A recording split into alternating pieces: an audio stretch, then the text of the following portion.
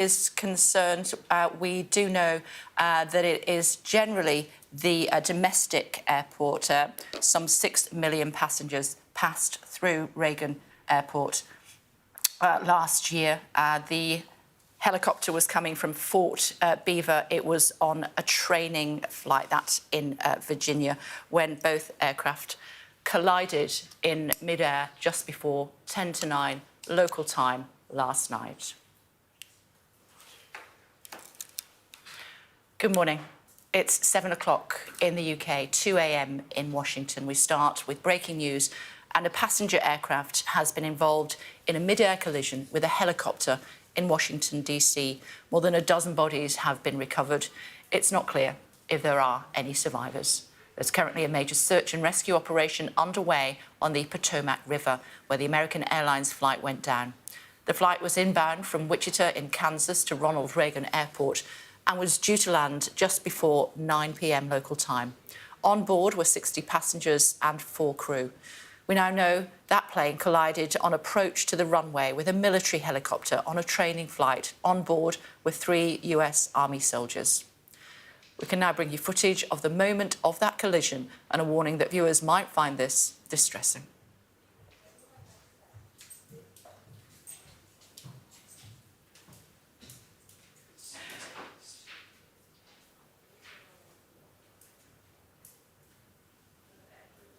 The Mayor of Washington, D.C. confirmed a short time ago that both aircraft are in the water upside down. Our US partner network, NBC News, reports the jet is under 2 meters of water and broke into 2 pieces. They say the helicopter is underside down in the water and very unstable. Inflatable rescue boats were launched into the Potomac River, with NBC reporting that divers have also been involved in rescue efforts. The Washington Fire Chief says around 300 responders are involved in the rescue, working in extremely rough and windy conditions. We're told the operation will last many hours and will be ongoing. We can show you the flight tracker of this American Airlines flight. You can see in just a moment it making its way across the river. In the data at the bottom, the height of the flight goes from 400 feet to 0 in just a moment. And we've just received audio from air traffic control as the passenger aircraft collided with that Army helicopter. You can hear the moment they see the crash and then start diverting incoming flights to other airports. Some 19 aircraft have been diverted. The airport is closed until at least 11 o'clock in the morning. Did you see that? 472. American 3130, go around, turn left end 250, climb maintain 3000. Okay, left heading 350, 3000, American 3130. Blue Sea 5347, go around, climb maintain 3000, flight 3000, heading go around 3000, Blue Streak 5347. Blackjack 3, can you return to base? Blackjack 3, proceed directly to Glebe. I need you to land. I need you to land immediately. Can you go to Dulles for a few minutes? Muscle 7, proceed due westbound, contact Dulles Tower 120.1. Muscle 13, can you go to Baltimore? Earlier, Washington, D.C. Fire and Emergency Medical Service Chief, that's John Donnelly, and the U.S. Secretary of Transportation, Sean Duffy, gave this update from Reagan National Airport. This evening at 8:48, an alert was sounded, initiating a large regional response to a report of an aircraft crash on approach to the airport. This response includes first the Metropolitan Washington Airports Authority's Fire Department, the District of Columbia Fire Department, the Metropolitan Police Department, and the U.S. Park Police to respond into the area and to sort that out. At 8:58, the first units arrived on the scene and found an aircraft in the water and began rescue operations. This incident has grown. There's currently about 300 responders working. We have boats from all throughout the region, police and fire boats. We have a mutual aid agreement in Washington, D.C., the National Capital Region Mutual Aid Agreement administered by the Metropolitan Washington Council of Governments, and we're all operating under that. We're operating under a unified command. Everybody's together. So we also have requested state police helicopters from Maryland, and the Coast Guard helicopter is working. So this is a state and federal response as well. U.S. Coast Guard's got some boats in the water as well. So it's a highly complex operation. The conditions out there are extremely rough for the responders. It's cold. They're dealing with relatively windy conditions. Wind is hard out on the river. So they're out there working. We're doing everything we can to keep them safe. You know, when one person dies, it's a tragedy, but when many, many, many people die, it's an unbearable sorrow. It's a heartbreak beyond measure. And I know Senator Moran and I are here just to say we care. We wish that there was more we could do, but unfortunately there doesn't seem much at this time. I want the folks to back home to just know that we care, that we love them, and that this is a time when we'll have to join arms together and help each other out. We've been through things like this before, through tornadoes and floods and things, but it's really hard when you lose, you know, probably over 60 Kansans simultaneously. And I don't want to forget the pilots and the flight attendants, you know, are do their job, and the military personnel we lost. You know, all those lives are so valuable, and it is such a tragedy that we lost them. And this is the situation live. We have heard that there will be a vigil at the Wichita City Council chambers this evening. We've heard from the museum there to say, tonight our community and nation has suffered an enormous tragedy as American Airlines Flight 5342 and a military helicopter collided in midair. While we await news on the 64 souls on board the AA flight and the 3 on board the helicopter, our thoughts and prayers are with all affected by this tragedy, as well as the aviation community. So there will be a vigil later on today. But for now, the rescue and recovery operation goes on. We're told that 18 bodies have so far been recovered from the Potomac River. Temperatures below zero there this morning. We heard from the mayors describing them as extremely cold and dark conditions, winds up to 25 miles an hour, shards of ice from the recent cold snap in Washington, making it even more challenging for the divers who are now aboard both of those aircraft, both aircraft upside down. The airliner is in 2 pieces, we're told. President Trump, who is in the Situation Room, has been fully briefed. He continues to comment. He has been on Truth Social, and this is what he has said. Why don't the control tower tell the helicopter what to do instead of asking if they saw the plane? This is a bad situation that looks like it should have been prevented. Not good, he says. And the US Vice President J.D. Vance has also reacted to the accident, posting on X, "Please say a prayer for everyone involved in the mid-air collision near Reagan Airport this evening. We're monitoring the situation, but for now, let's hope for the best." James is at the airport for us. James, we believe several of those aboard the airliner were involved in a skating competition.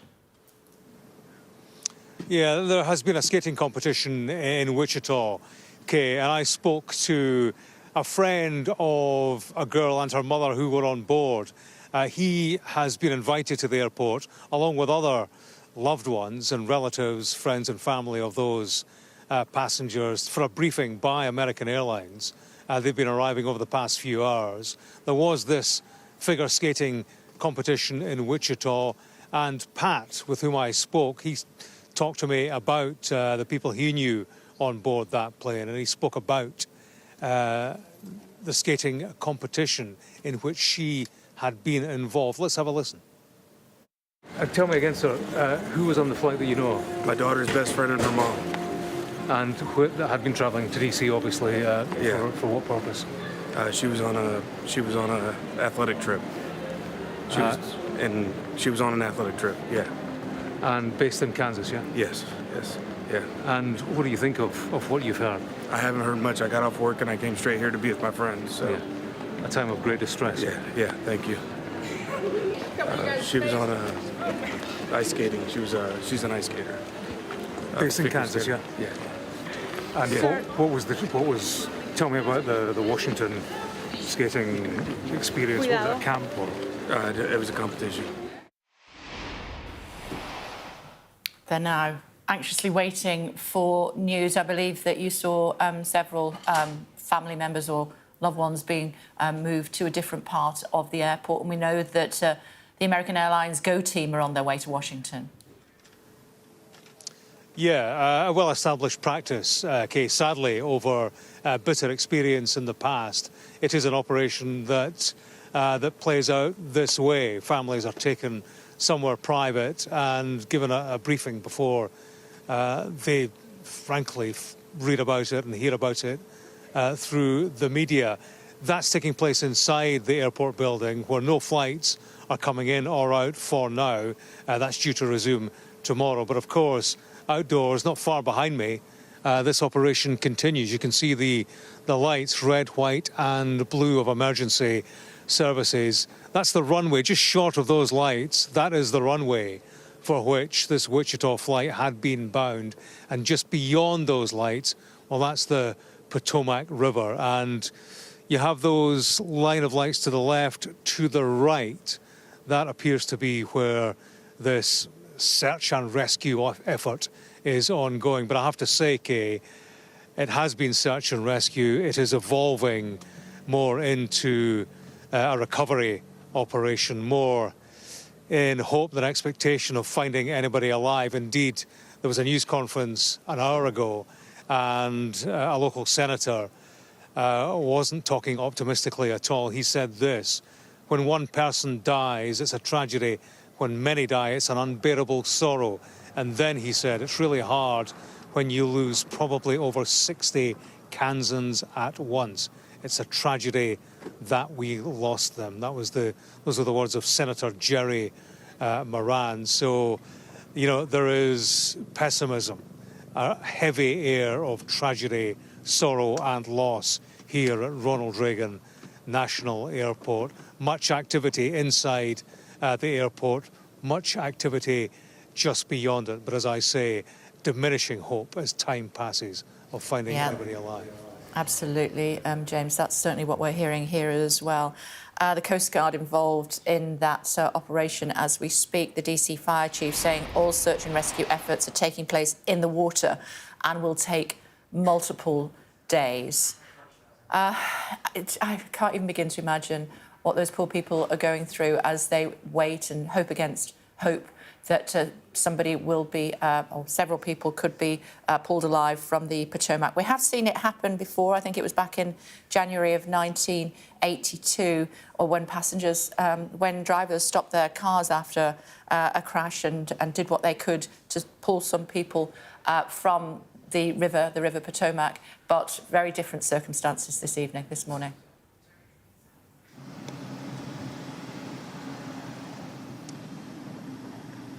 Yeah, very difficult, extremely difficult conditions for this search to be ongoing. We heard about the temperatures. You mentioned, Kay, how long this operation is going to go on for, several days. But of course, it's a matter of minutes, and the kind of temperatures in the Potomac right now, in this dark, at this time, in the harsh winter temperatures that we get here in Washington, D.C., it is a matter of minutes for the survival of anybody who lands in the water in any kind of circumstance. But in these circumstances, in airplane wreckage, aircraft wreckage that's upside down, 8 feet under the water, then it's clear this is going to be an extremely difficult task for those involved. And, you know, it has evolved into very much, I think, a recovery operation. Very little optimism here tonight that anybody will be found alive. And of course, the questions will begin. The questions have already begun, with Donald Trump leading the way on Truth Social, posting tonight and you referred to it, Kay, the key question about this aircraft. It was asked, the pilots were asked by air traffic control, can you change your line of approach? Can you head for a shorter runway at the airport? The answer came back, yes, we can. Flight trackers showed a deviation in the route of the aircraft. The helicopter was then asked by air traffic control, can you see the aircraft? And it was very shortly after that that the collision took place. Donald Trump has been on Truth Social asking why that is the case, why this took place in clear sight. Why didn't the helicopter go up above the aircraft or around it? That is the central question at the heart of all of this, and a question to be answered in time, in due course. Right now, the question is about that scene behind me and whether or not anybody could possibly have survived it. OK, thank you for now. Thank you. I just want to, as we continue to look at these images, I just want to update you on another major story that will happen later on this morning. The 3 Israeli hostages due to be released in Gaza this morning. They have been named as Abel Yehud, Agamberger and Gadi Moses, along with several Thai nationals. 5 Thai nationals were also expecting to be freed. In return, Israeli authorities are expected to release 110 Palestinian prisoners. We're hearing from the Palestinian Islamic Jihad armed wing spokesperson speaking on Telegram that completed procedures to hand over 2 Israeli hostages to be released as part of hostage exchange in its 3rd phase. They're saying 2. We were expecting 3 to be released. That had caused some challenges towards the end of last week when I believe Abel Yehud should have been released and wasn't. We were told that she was going to be released today. The Palestinian Islamic Jihad armed wing spokesperson saying on Telegram, completed procedures to hand over 2 Israeli hostages. We'll have to clarify what's going on there, and we will update you as soon as we can.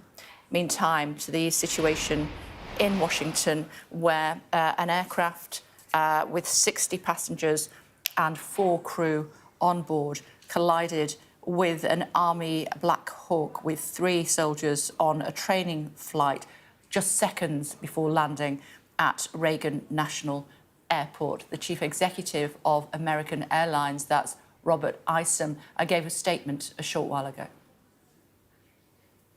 American Eagle Flight 5342, operated by PSA Airlines, a CRJ 700 aircraft traveling from Wichita, Kansas to Washington Reagan National Airport, has been involved in an accident near Washington, D.C. It appears to have collided with a military aircraft on approach. Flight 5342 was under the command of 4 crew members and carried 60 passengers for a total of 64 people on board. We are actively working with local, state, and federal authorities on emergency response efforts, and the American Airlines care team has been activated to assist our passengers and their families. We're cooperating fully with the National Transportation Safety Board in its investigation and will continue to provide all the information we can. Our cooperation is without pause, and we want to learn everything we can about today's events.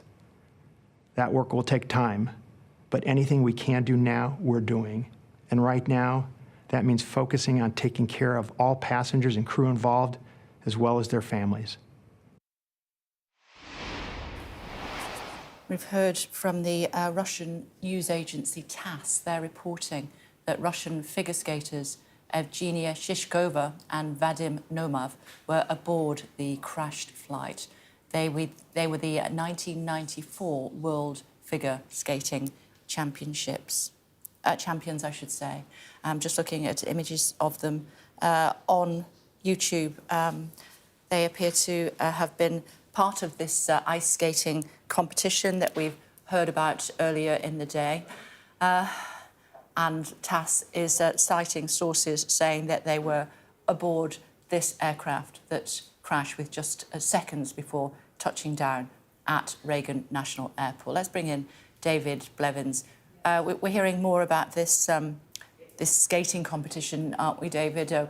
I know that James Matthews spoke to a friend of a woman and her daughter that were also aboard the aircraft. Yes, Kay, I fear that will be the first of many tragic stories we will hear in the coming hours. As far as the officials here in Washington, D.C. are concerned, this does remain a search and rescue operation. The D.C. Mayor Muriel Bowser is refusing to be drawn on statistics regarding how many people may be in the water, may have been recovered from the water, etc. The fire chief also refusing to get into figures. John Donnelly telling reporters that they are doing their best to find anyone who has survived the impact of this collision between an American Airlines jet and a US Army Black Hawk helicopter. He says there's wind, there's pieces of ice in the water, and because there's not a lot of light, you're out there searching every square inch of space. But I think the most poignant words in the press conference within the last hour came from Senator Roger Marshall from Kansas, who was the first to suggest that there may be no survivors and that many of his constituents in that state may have lost their lives in this tragedy. And in addition to all of those discussions going on about when this moves from search and rescue to recovery, we have to some extent the political fallout, and you have to I suppose, have some sympathy for the Transportation Secretary, Sean Duffy. He's been in the job one day and he is facing the biggest challenge so far for the new Trump administration. He says he's been in touch with Donald Trump, that the president is monitoring developments through the night in the Situation Room at the White House, and that the president will commit all resources necessary to support first responders on the ground. There are 300 of them, many of them on boats, some of them divers in the water. We understand the aircraft is split in two and upside down in reasonably shallow water. The helicopter is also upside down, but beyond that, I suppose it's difficult to see how anyone could survive this long in those conditions. It's freezing cold in Washington, D.C. We know the inauguration had to be moved indoors just a couple of weeks ago. And although the weather has changed in the last 24 hours and it did heat up a little because it has been so cold in recent weeks, it is fairly icy still out there, and hypothermia would be a major concern for anyone searching for any survivors. We know that air traffic control asked the pilots in command of this Bombardier aircraft to switch runways to runway 33, a shorter runway, and that happened in the moments just before the crash. We'll have to wait and see how this investigation progresses in order to know what impact that might have had on this collision. Yes, what we do know is that the US Army is confirming that the helicopter involved, a UH-60 helicopter from Bravo Company, the 12th Aviation Battalion, did depart from Davison Army Airfield at Fort Beaver on a training flight. And the new US Defense Secretary, Pete Hegseth, has confirmed that and tweeted that it's absolutely tragic. Search and rescue efforts are continuing, he says, and his prayers are for all impacted souls. But he does very quickly say that an investigation has already been launched by the Army and the Department of Defense. So multiple investigations already underway, one by the US Army, one by the Federal Aviation Administration, and another from the National Aviation Security Board. And it will be their task, I suppose, to figure out why this helicopter found itself in the path of commercial airline as it was making its approach, because the pilot had been asked to land on the shorter runway 33 at Reagan National and had agreed to do so. Looking at our colleagues from NBC, they're quoting NBC Washington, citing two sources close to the recovery efforts, saying that several bodies have been recovered from the water. Yes, a tragic evening, or rather early morning, it is now turning into in Washington, D.C. You spoke earlier about the last major aviation disaster over the Capitol. That was way back in 1982.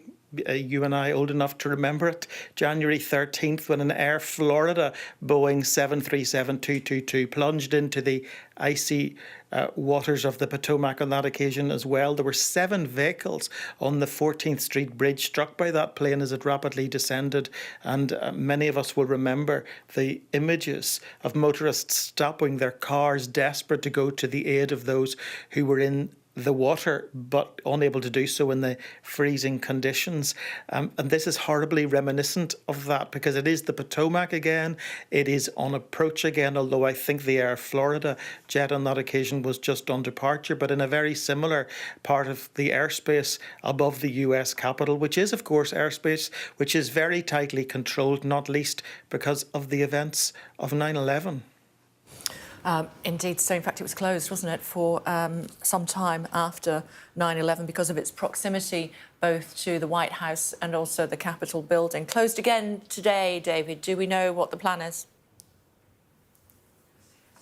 Yes, we understand that it will remain closed until 11 a.m. Eastern time. So if I work that out quickly, 4 p.m. UK time. It is a largely domestic airport, although there are some international flights there. Flights right now are being diverted to the larger Dulles International Airport, about 28 miles outside of the Capitol. The DC Metropolitan Train Service is continuing to operate through the night to transport passengers who've landed at Dulles rather than at Reagan National back into the city. And also the transit service has sent what they call warming buses to the search and rescue site to assist first responders. So a multi-agency response by everyone really in the US Capitol this morning, as they do their very best in these very, very difficult circumstances to deal with an unfolding tragedy. And of course, right at the heart of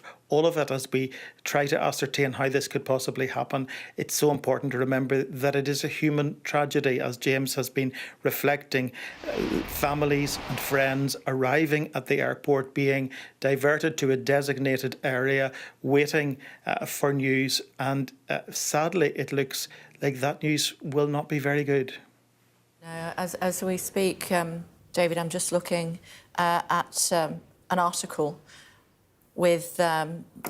given by Evgeny Shishkova and her husband, Vadim Nomov, who were world figure skating champions back in 1994, and an image of them together smiling back at the camera. And we know that there was a young girl and her mother also on board that aircraft as it prepared to land at Reagan National Airport. There will be many others, we're told as well, who are coming back from that skating competition in Wichita. Thoughts for those who were waiting for this aircraft to touch down and then greet them at the gates as they came through? Yes, and many of them would already have been close to those gates or arriving at the airport, because this flight 5342 from Wichita, Kansas was on approach by that stage. It was due to land just before 9 p.m. Eastern Time. This incident happened at 8:48. That's when the authorities say they received the first call from the tower at Reagan National to say there had been an incident. Tragically, this aircraft had 60 passengers on board and 4 crew, so there is significant potential for loss of life. And there were 3 military personnel on that Army helicopter. And those are the stories, I suppose, we will come to hear in the coming days. The stories of people who had gone perhaps just on a holiday, on vacation, who had gone to take part in a sporting athletic competition, who were perhaps returning to the US capital in many cases because that's a very busy airport given its proximity to the city, an airport frequented by Congress members, House representatives, senators, federal staff, journalists reporting the politics of the United States. It's a place many of us have been through many times, but a very sad place this morning as relatives await news of their loved ones who were on board that flight. And the other place, I think, which will be waking up in the coming hours to tragedy is Wichita, Kansas, because the senator told us in the press conference he had campaigned hard for a direct flight from there to the US Capitol, and he appears to be suggesting that many of those on board were from Wichita in Kansas State. Yeah, the Reagan Airport is a national airport. Some 6 million passengers travelled through that airport last year, renamed after the 40th President of the United States, Ronald Reagan, back in 1998. It's 7:30 in the UK, 2:30 in Washington. We start with breaking news, and a passenger plane has been involved in a mid-air collision with a helicopter in Washington, D.C. More than a dozen bodies have been recovered. It's not clear if there are any survivors. You can see these tents have been erected. Some 300 personnel are involved in this rescue and recovery operation. But the water is freezing cold after a recent cold snap in Washington, and this accident happened several hours ago now. There's no reports at this stage of any survivors. The flight was inbound from Wichita in Kansas to Ronald Reagan Airport and was due to land just before 9 p.m. local time. On board were 60 passengers and 4 crew. We now know that the plane collided on approach to the runway with a military helicopter on a training flight. On board were 3 US Army soldiers. We can now bring you footage of the moment of that collision and a warning that viewers might find this distressing.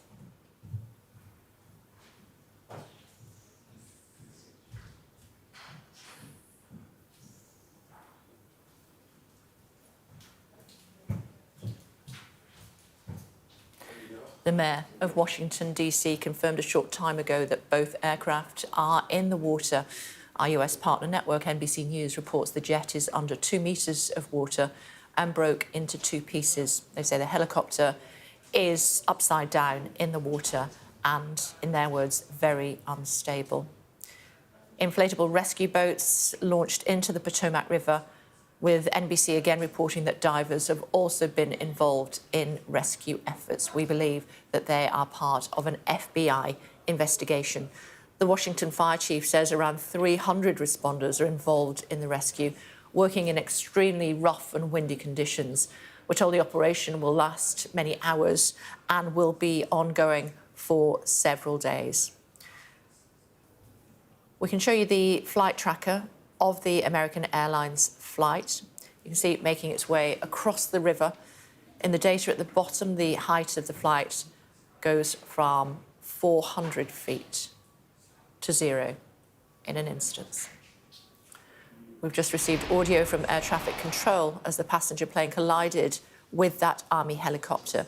You can hear the moment they see the crash and then start diverting incoming flights to other airports. Let's take a listen. Did you see that? 472. American 3130, go around, turn left end 250, climb maintain 3000. Okay, left heading 350, 3000, American 3130. Lucy 5347, go around, climb maintain 3000, flight 3000, heading go around 3000, Blue Streak 5347. Blackjack 3, can you return to base? Blackjack 3, proceed directly to Glebe. I need you to land. I need you to land immediately. Can you go to Dulles for a few minutes? Muscle 7, proceed due westbound, contact Dulles Tower 120.1. Muscle 13, can you go to Baltimore?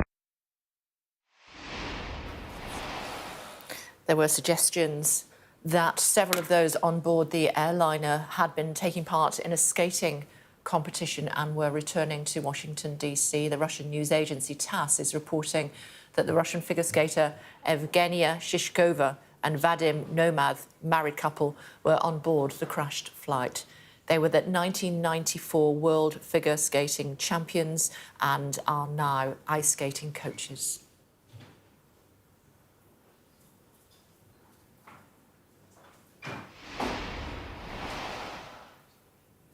So these are the latest images that we are receiving here at Sky Centre of the rescue effort that is ongoing. We're hearing that President Trump is in the Situation Room, but we heard from the fire officer in charge that it was cold and very dark conditions. It was extremely rough at the time, 25-mile-an-hour winds, and the both wreckage in excess of 8 feet of water. There are also shards of ice, again, from that recent cold snap that I mentioned. The fire chief going on to say, we don't know if there are survivors, but we're working on it. 300 responders were taking part in the rescue operation. Divers from the FBI have managed to board both aircraft, which are upside down in 8 feet of water. The aircraft has broken into 2 pieces. The FBI's Washington Field Office dive team assisting in the efforts to locate victims of that crash is what we're being told, that according to a Bureau spokesperson. The Kansas Senator Roger Marshall seeming to suggest, in words at a news conference about an hour and a half ago, that all souls on board had been lost. And to that end, we believe there will be a vigil in Kansas, which is later on at noon local time, about 5 o'clock here in the UK. It says, tonight our community and nation has suffered an enormous tragedy as American Airlines Flight 5342 and a military helicopter collided in midair. While we await news on the 64 souls on board the AA flight and 3 aboard the helicopter, our thoughts and prayers are with all affected by this tragedy, as well as the aviation community. Joining us now is Tim Atkinson, a pilot and aviation consultant and former senior inspector of air accidents for the UK Airline Accident Investigation Branch. Thank you for taking the time to join us. Where does this investigation start? Well, it starts with the evidence gathering, and the NTSB team, who will have primacy in this instance, I'm sure, as it involves a civil airliner, will be identifying where that evidence is and going and hoovering it up in enormous quantities. The recorded data is going to be absolutely crucial. That's the audio recordings of the air traffic control conversations, the radar recordings, and the other recorded data sent by the 2 aircraft involved. Alongside that, of course, we have the physical remains of the 2 aircraft, which will indicate, for example, when analysed, precisely the manner in which the 2 contacted each other. I mean, that's, I have to say, of largely academic interest, unfortunately, but it does help with determining the precise angles at which the collision between the 2 aircraft occurred, and statements from individuals, CCTV footage and so forth will also be gathered by the investigation team. No black box aboard the helicopter? Black box is certainly on board the airliner. The helicopter, I'm less sure. Military aircraft operate in the military regulatory environment. It wouldn't be a surprise if there isn't. The cockpit voice recorder side of that, I would thought, is unlikely, but not impossible. But the elements leading to this event, I'm afraid, are not elements, I fear, in the cockpits of the 2 aircraft, very probably. Yes, there may be conversation recorded on board either or both aircraft, if it has been, which would assist in determining what the crew understood of their situational awareness in the moments leading to the collision.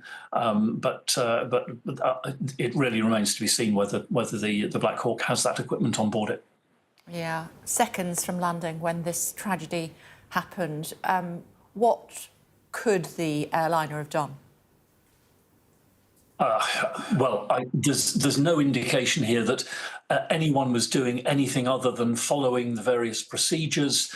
There are questions around the operating heights of the aircraft at the time. That will be determined by the investigation. In situations like this, we generally see that the various layers which usually assure safe outcomes have individually been peeled back. And they may include the visual sighting by one aircraft of another. This is one of the manners in which an air traffic controller can cede responsibility for avoiding collision to a pilot if that pilot reports that he or she has the subject aircraft in sight and will therefore avoid it. That can go wrong. A nighttime visual scene over a congested area with an awful lot of multicoloured cultural lighting, some of which is moving, is a very difficult environment in which to maintain visual contact sometimes and to identify aircraft. And of course, with more than one aircraft in the sky, it's not impossible that a crew see an aircraft, they believe it's the one they've been told about, and it turns out to be another one. And all of those things will be at the forefronts of the investigators' minds, I'm sure. I'm not sure if you've managed to see the moment of collision yet. It was recorded from a camera on the Kennedy Center. I just need to alert our viewers that we will show them that. And then they, obviously, it's a terrible thing to witness, but I wondered if you could watch it with us and then perhaps give us your thoughts. Yes, well, we see two aircraft in stable flight. There appears to be no manoeuvring going on. And then the moment of collision in which clearly a lot of energy is expended from the visuals there. People are talking about the possibility of rescue from the Potomac River. And unfortunately, the first element required for survivability is that the actual ultimate forces experienced by those on board an aircraft or in a vehicle have to be within human tolerance. And my suspicion is very strongly that in the impact with the water, the forces there were simply beyond human tolerance. I would be very surprised if people survived that particular impact. And yes, for me, I'm afraid it's a recovery operation that's going on in that water now. We will be clearer when dawn breaks, I'm sure. When we saw the news conference earlier on, about an hour and a half, 2 hours ago now almost, there was an awful lot of people who had something to say. There will be an awful lot of people, I'm guessing, who are involved in an investigation such as this. Oh, yes. Well, I mean, the NTSB in particular tend to operate in large teams, and they will have dozens of people involved in this investigation.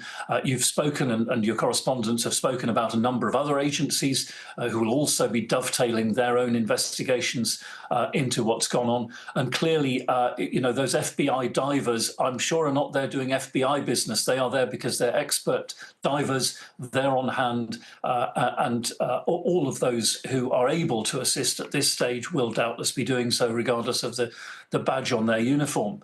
As time goes on, the NTSB team, I'm sure, will be taking the lead. Other parties will be involved in and assisting with their investigation. And, you know, I look forward to the NTSB releasing timely information about the investigation as it goes on. I wonder if you could comment on what we've heard from President Trump. He says the airplane was on a perfect and routine line of approach to the airport. The helicopter was going straight at the airplane for an extended period of time. It is a clear night. The lights on the plane were blazing. Why didn't the helicopter go up or down or turn? Why didn't the control tower tell the helicopter what to do instead of asking if they saw the plane? This is a bad situation that looks like it should have been prevented. Well, it's extraordinary to have such a detailed intervention from a senior political figure, and I dare say that on the face of it, it's really quite unhelpful. Nonetheless, you know, there are a couple of good questions there, which had the president chosen to find the answers, that they're freely available.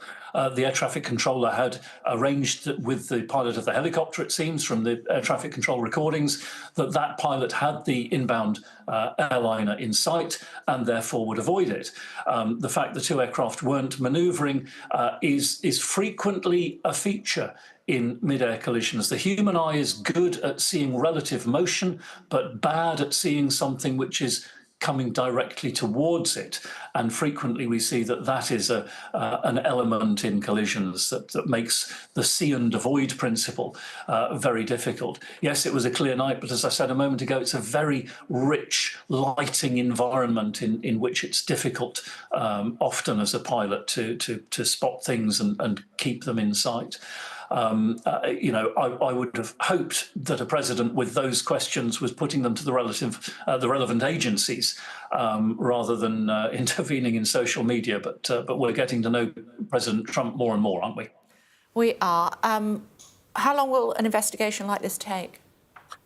Oh, it will take, I'm sure, at least a year and a half, very possibly more. Usually, early on in the investigation, the facts become quite clearly known, and I used to find it frustrating that very often early on we would have an extremely clear picture as investigators of what happened, and yet the investigative process does tend to take a very long time to actually reach publication for various reasons. OK. Thank you for your expertise this morning. It's appreciated. My pleasure, Kate. Well, earlier, Washington, D.C. Fire and Emergency Medical Services Chief John Donnelly and US Secretary of Transportation Sean Duffy, been in the job just one day, gave this update from Reagan National Airport. This evening at 8:48, an alert was sounded, initiating a large regional response to a report of an aircraft crash on approach to the airport. This response includes first the Metropolitan Washington Airports Authority's Fire Department, the District of Columbia Fire Department, the Metropolitan Police Department, and the U.S. Park Police to respond into the area and to sort that out. At 8:58, the first units arrived on the scene and found an aircraft in the water and began rescue operations. This incident has grown. There's currently about 300 responders working. We have boats from all throughout the region, police and fire boats. We have a mutual aid agreement in Washington, D.C., the National Capital Region Mutual Aid Agreement administered by the Metropolitan Washington Council of Governments, and we're all operating under that. We're operating under a unified command. Everybody's together. So we also have requested state police helicopters from Maryland, and the Coast Guard helicopter is working. So this is a state and federal response as well. U.S. Coast Guard's got some boats in the water as well. So it's a highly complex operation. The conditions out there are extremely rough for the responders. It's cold.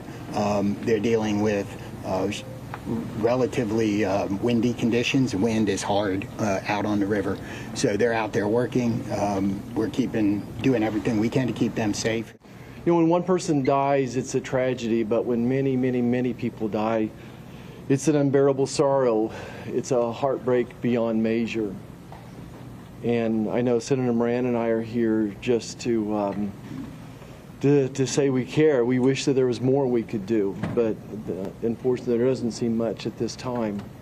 I want the folks back home to just know that we care, that we love them, and that this is a time when we'll have to join arms together and help each other out. We've been through things like this before, through tornadoes and floods and things, but it's really hard when you lose, you know, probably over 60 Kansans simultaneously. And I don't want to forget the pilots and the flight attendants, you know, are do their job, and the military personnel we lost. You know, all those lives are so valuable, and it is such a tragedy that we lost them. Another major story developing this morning is one in Gaza, where we are expecting a hostage release to happen any moment now. We are expecting 3 Israelis and 5 Thai nationals to be released. The Thai nationals have not been named. The Israeli nationals are Abel Yehud, 29 years old, Agam Berger, 19 years old, and Gadi Moses, who is 80 years old. As I said, the names of the 5 Thai citizens have not, at this stage, been made public. Israeli authorities are also expected to release 110 Palestinian prisoners. Of those, 32 were sentenced to life imprisonment, and another 30 are children. That's according to Hamas. A total of 33 Israeli hostages taken captive by Hamas and other armed groups in the October 7 attacks were set to be freed in phase 1 of the ceasefire. Hostages released. There's a deal, I should say, between Israel and Hamas. 2 rounds of releases have already taken place. Meanwhile, Israel will release a total of 2,000 Palestinian prisoners. That was in the first phase, according to reports. We will keep an eye on these images for you. You can see that they appear to be Red Cross vehicles getting ready, one would assume, for this hostage release when it happens. To that end, we have heard from, just bear with me 1 second while I get the latest information for you. We've heard from Palestinian Islamic Jihad armed wing spokesperson via Telegram, who said they have completed procedures to hand over 2 Israeli hostages to be released as part of this hostage exchange in its 3rd phase. The discrepancies with the numbers, we think probably they are holding 2 hostages. Another hostage held by a different group will also be released today, is what we're hearing from the Israeli side of this hostage release. They are Abel Yehud, 29 years old, Agam Berger, 19, and Gadi Moses, who is 80 years old. Waiting for that to happen, and as soon as it does, of course, we'll bring you those images live here on Sky News. Meantime, the latest we are hearing is that 64 people aboard an airliner, it was an American airliner, and 3 soldiers on a training flight on a Black Hawk helicopter. Their aircraft plunged into the Potomac River after colliding just as the airliner was about to touch down at Reagan National Airport. With us now, airline safety expert and former pilot, Terry Tozer. Hi, Terry. Thank you for joining us. Your thoughts on what you've been seeing this morning, first of all? Well, obviously very limited information at the moment, but we understand that it's an air traffic controller to ask the helicopter pilot to confirm that he had the American Airlines jet in sight, and obviously he had been cleared to separate himself from it visually, so we understand. This is quite common in the US, but obviously, as we see in this instance, it can have risks attached to it. And I believe this was at night, and so we can't really tell at this point why they were unable to avoid, but it's obviously a sign of a very, very busy airspace, which is pretty common around major US cities. Seems to be a very clear night. What will be taken into account as part of this investigation? Well, I think they'll take anything into account at this point. But I mean, the initial focus, I imagine, will be to talk to the air traffic controllers, listen to the tapes, hear exactly what was said to one another, and look at any trace they have on the radar trace of the tracks of the 2 aircraft. Obviously, somebody's got something badly wrong. It was a training flight, so we understand. I don't know whether there was any level of distraction on the helicopter, in the helicopter cockpit. Just too early to say at this point. It's all speculation. Who takes part in an investigation like this? Well, it'll be the National Transportation Safety Board. They will be the #1 people in the US. They're extremely competent, totally impartial and independent. They'll be backed up by any of the resources that they need, basically, like aircraft manufacturers. I'm sure the military will have its own accident investigation people who will want to look at it. It will be a considerable task force, and they're usually very good at coming up with the answer. How quickly does an investigation like that start? Is it already underway? I would imagine it is, yeah. I mean, there will be an emergency on-duty investigator, and he or she will get the phone call the moment something like this happens, and depending upon where it is and what's involved, they'll start to get a team together and be on site. They're probably there now already.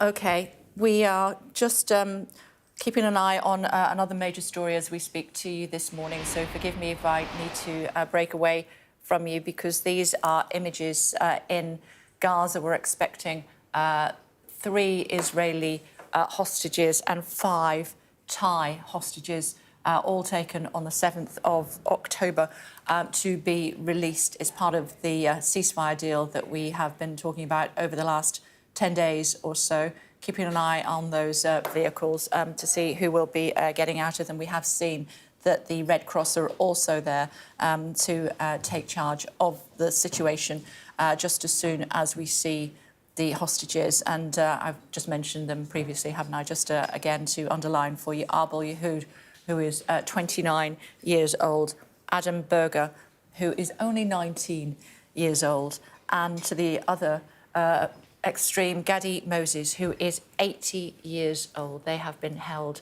since those attacks of the 7th of October. The Israeli authorities are also expected to be releasing 110 Palestinian prisoners as part of this exchange deal. Just keeping an eye, as I said, on those images, and as soon as we see anybody emerging from those vehicles, we will immediately cut to those images for you. The other big story that we're covering today, of course, is the collision between 2 aircraft just outside, just as a plane was landing at Reagan National Airport. Just hearing from the US figure skating organisation, they're saying several members of the skating community were aboard the plane that crashed. That, according to a statement from the US figure skating community. And we've also heard from the TASS news agency, who say the Russian figure skaters now living in the US, Evgenia Shishkova and Vadim Nomov, they were the 1994 World Figure Skating champions.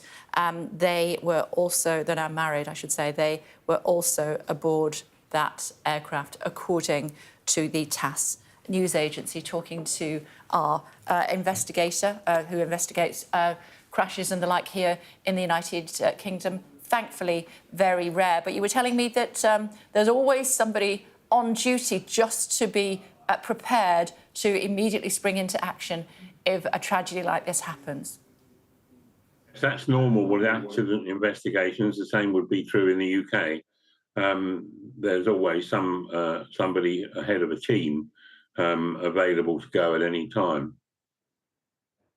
Indeed so. And you were telling us also about this investigation will already have begun. How long do you expect that it might last? Well, it'll last as long as it takes. I mean, they will be varying amounts of time necessary to kind of put things together. Normally, you would get a preliminary report within about 30 days, which really only just tells you what is clearly known already. Not necessarily covering the total cause of it all. That could take 18 months. It's a very long and painstaking process, and given that much of this is going to have to be recovered from the river, it's not going to be quick. Indeed, so suggestions from one of your peers who told us that it could take at least 2 years, potentially. It could do. Sometimes things happen faster, depending on the type of event, really. It's impossible to predict at this point. And we were also making the point that the military aircraft probably wouldn't have had a black box, but there will be recordings at the other end, if you will, with air traffic control. That's right. Yeah, I don't think it would have had a black box. Modern technology allows them to kind of mine data from these sophisticated aircraft. The Black Hawk is quite sophisticated, so they'll probably be able to get some information from it. But I think it will be reasonably clear about its track and speed and all that kind of thing from the air traffic control information. The investigators are very adept at putting very complex jigsaw puzzles together. Okay, thank you for taking the time to speak to us this morning. Thank you. On the news that thank you. On an American airline jet with 60 passengers and 4 crew members aboard colliding with an Army helicopter while coming in for a landing at Ronald Reagan National Airport near Washington. Multiple people have died, is the latest that we are hearing. The other major story, Hamas set to release 3 Israeli hostages, as well as 5 Thai nationals, according to officials from the group and also from Israel. Hamas saying that they have named in fact, I should say the Israeli authorities have named those Israeli hostages that they expect to be released. And those are the images that you're looking at right now. We have seen some Red Cross vehicles arrive, and we have seen other vehicles arrive as well. So that would tend to suggest that Agamberger and Abel Yehud, along with Gadi Moses, who is 80 years old, could well be released within the next few moments. The identities of the Thai nationals have not yet been revealed. Several foreign workers taken captive, as you know, along with more than 100 Israeli civilians and soldiers when Hamas attacked on the 7th of October 2023. It's 8 o'clock. You're watching Sky News. It is an incredibly busy news day. 2 major stories that we'd like to update you with this morning. So thank you for joining us. Hamas is set to release 3 Israeli hostages and 5 Thai nationals, according to officials from Hamas and also from Israel. We have the names of the Israeli hostages, the identities of the Thai nationals that were taken hostage have yet to be revealed. Several foreign workers who work in Israel and then send money home to their families in Thailand were taken. This exchange is part of a fragile ceasefire between the militant group and Israel, which began, as you know, after stalling a little bit. It began earlier this month and brought a pause to 15 months of war. We've seen more than 500,000 Palestinians returning to northern Gaza. Hamas is releasing hostages in phases in exchange for hundreds of Palestinian prisoners held by Israel. The release had not originally been scheduled, but came after Israel and Hamas disagreed over the identities of the hostages released over the weekend. Israel had demanded that Ms. Yehud, who is a civilian, be released as part of the group. And when she wasn't freed initially, it held up the movement of hundreds of thousands of Palestinians looking to return to what remains of Gaza. As I said, we've seen the images of them snaking up along the coastline back home again to northern Gaza to see what is left of their homes. Another release scheduled for Saturday will free male hostages that, according to the Israeli Prime Minister Benjamin Netanyahu's office, dozens of Palestinian prisoners are scheduled to be released on Thursday today, and also on Saturday as well, is what we are hearing. About 110 Palestinian prisoners are to be released today. Of those, 32 were sentenced to life imprisonment and another 30 are children. That's according to Hamas. So keeping an eye on these pictures for you. The vehicle's moving again now. I don't know if we can just move that strap so we can see what's happening with those vehicles as they move into position. Suggestions that 8 hostages will be released.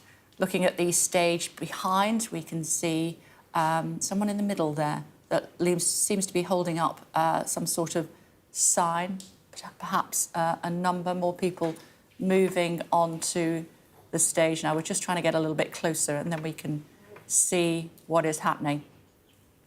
We think that is one of the female Israeli hostages who has been held, waving to the crowd. That would suggest that, yes, that is one of the Israeli hostages. We'll try and see which one.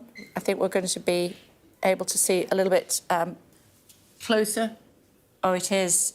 It's Agam Berger, who was 19, I think 19 when she was taken. She was on border control when she was taken. And I know that she has relatives here in the United Kingdom who will be absolutely thrilled at the scenes that you're looking at now here on Sky News, that it looks as though there had been so many concerns for that young lady, especially given that she was a member of the military, and her time being held as a hostage would not have been one that would have perhaps she had a more challenging time, should we say, than some of the other hostages, although kept in the tunnels. Some of them kept together, others kept on their own in solitary confinement. But it looks though Agam Berger has been released today. I don't know if we can listen to what's going on.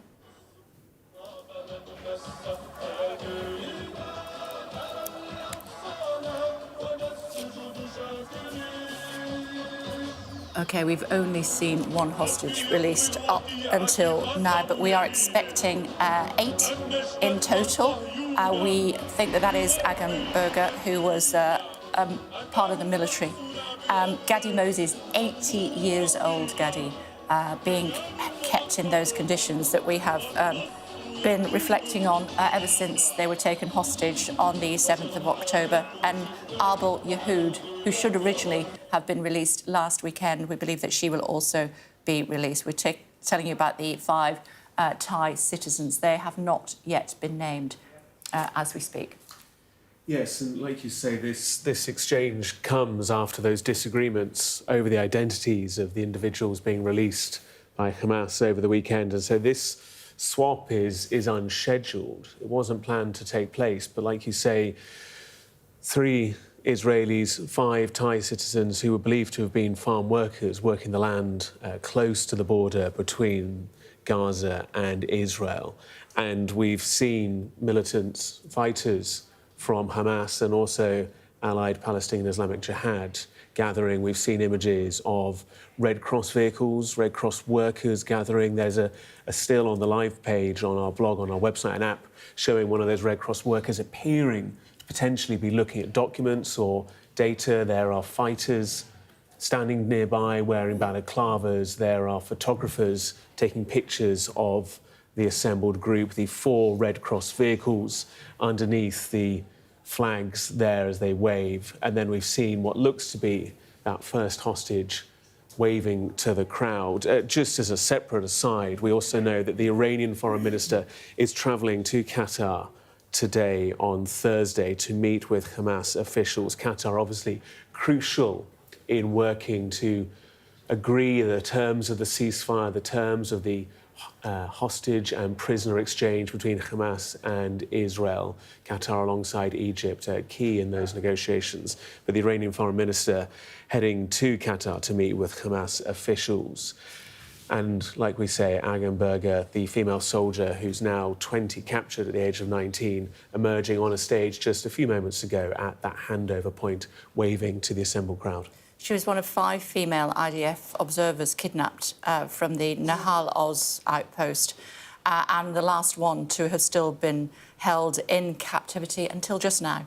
She'd been on duty for just 1 day prior to her kidnapping due to a last-minute reassignment. Her mother recalled Agam was initially assigned to Kerem Shalom, but at the last moment her posting was changed to Nahal Oz. She travelled to the base. I sent her a video with our farewell wishes. The next day, after just 1 shift as a lookout on Nahal Oz, she was brutally abducted, says her mother.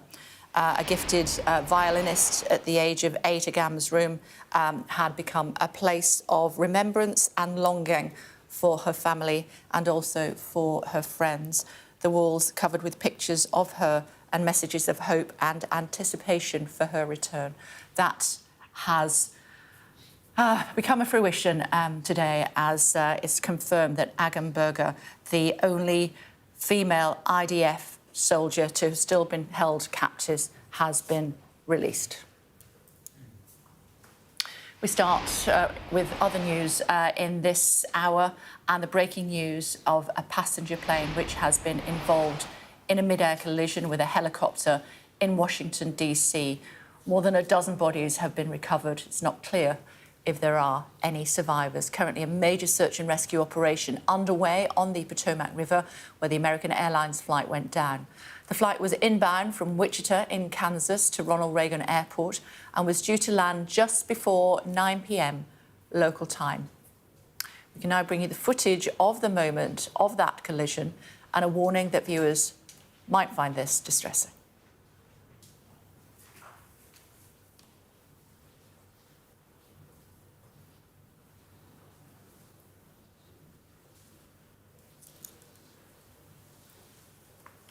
On board, 60 passengers and 4 crew.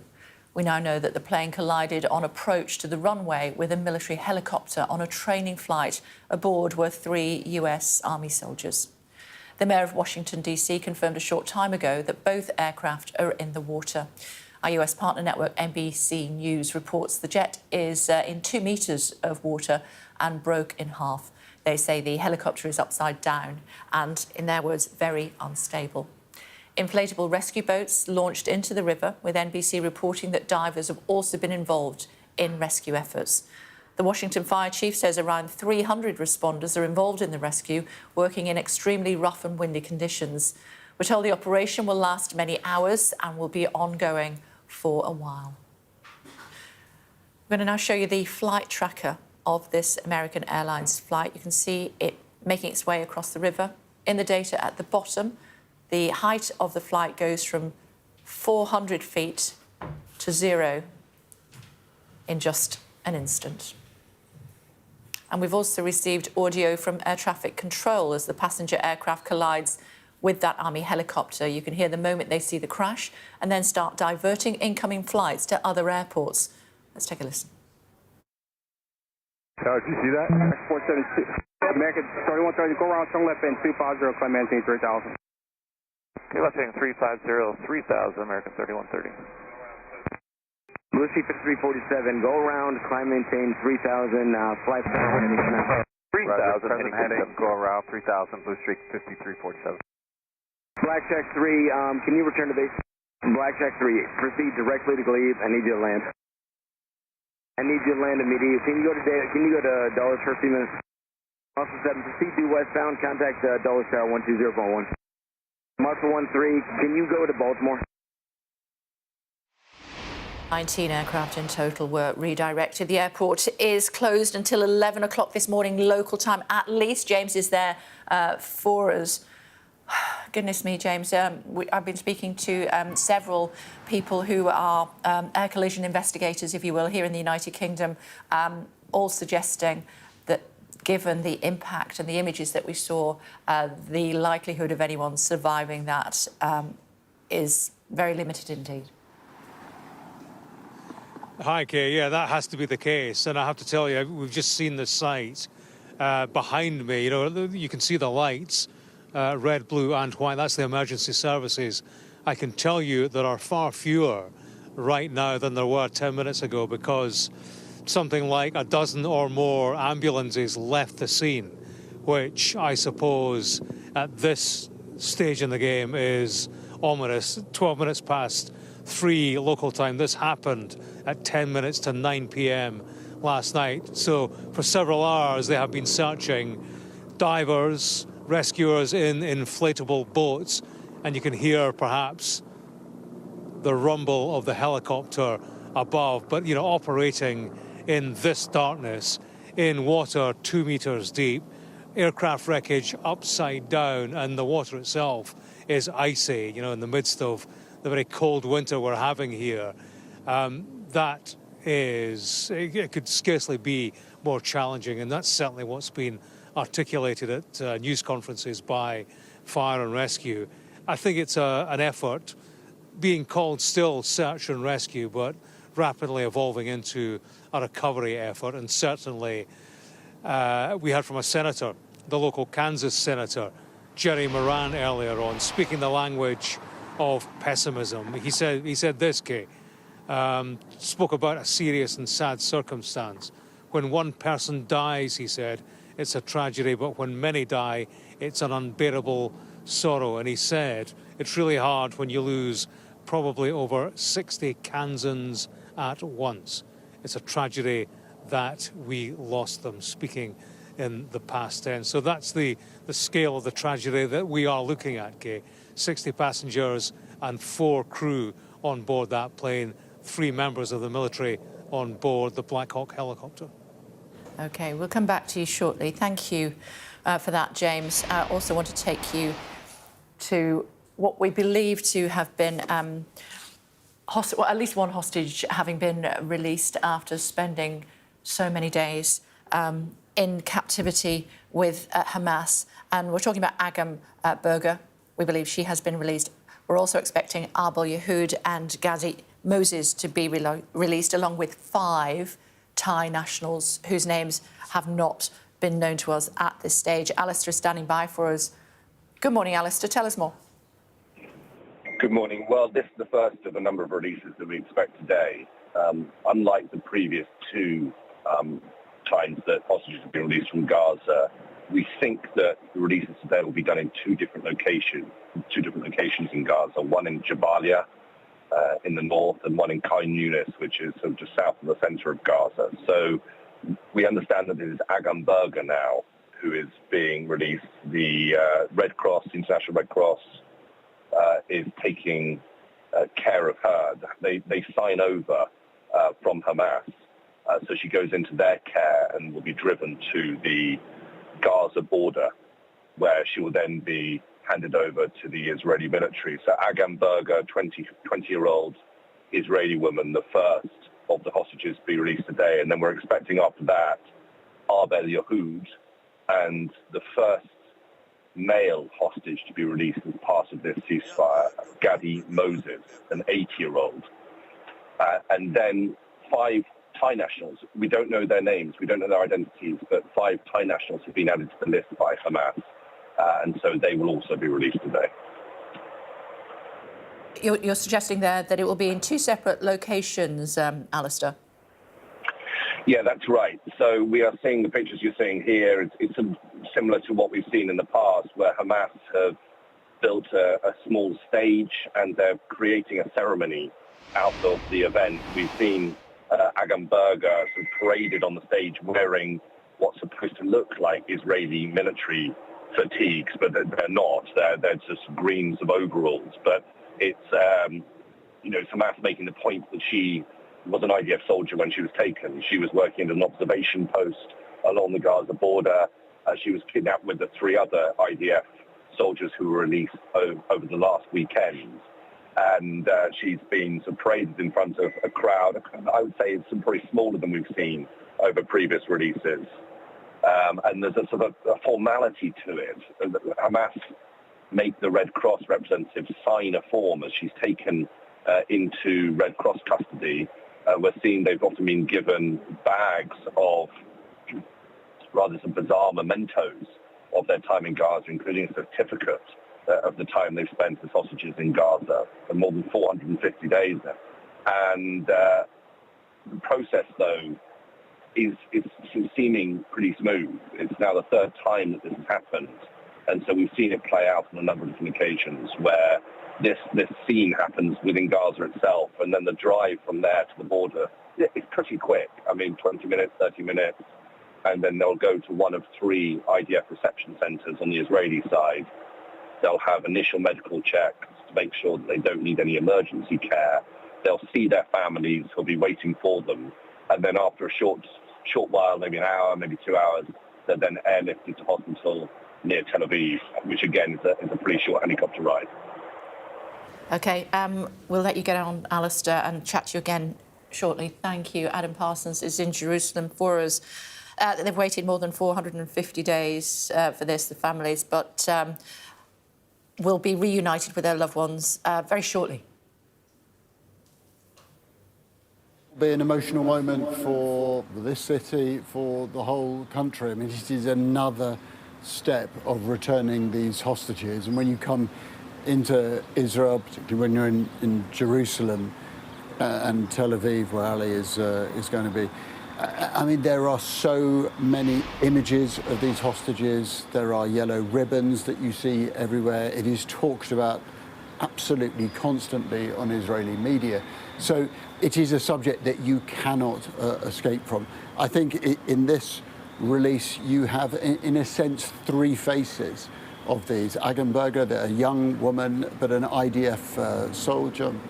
And then the woman who, you know, a female, the last female civilian who has been involved in this. So that will be soldiers and civilians, and then, of course, an 80-year-old. So that vision of the most vulnerable people being returned back to Israeli society, as well as, of course, these Thai nationals. We don't have their names.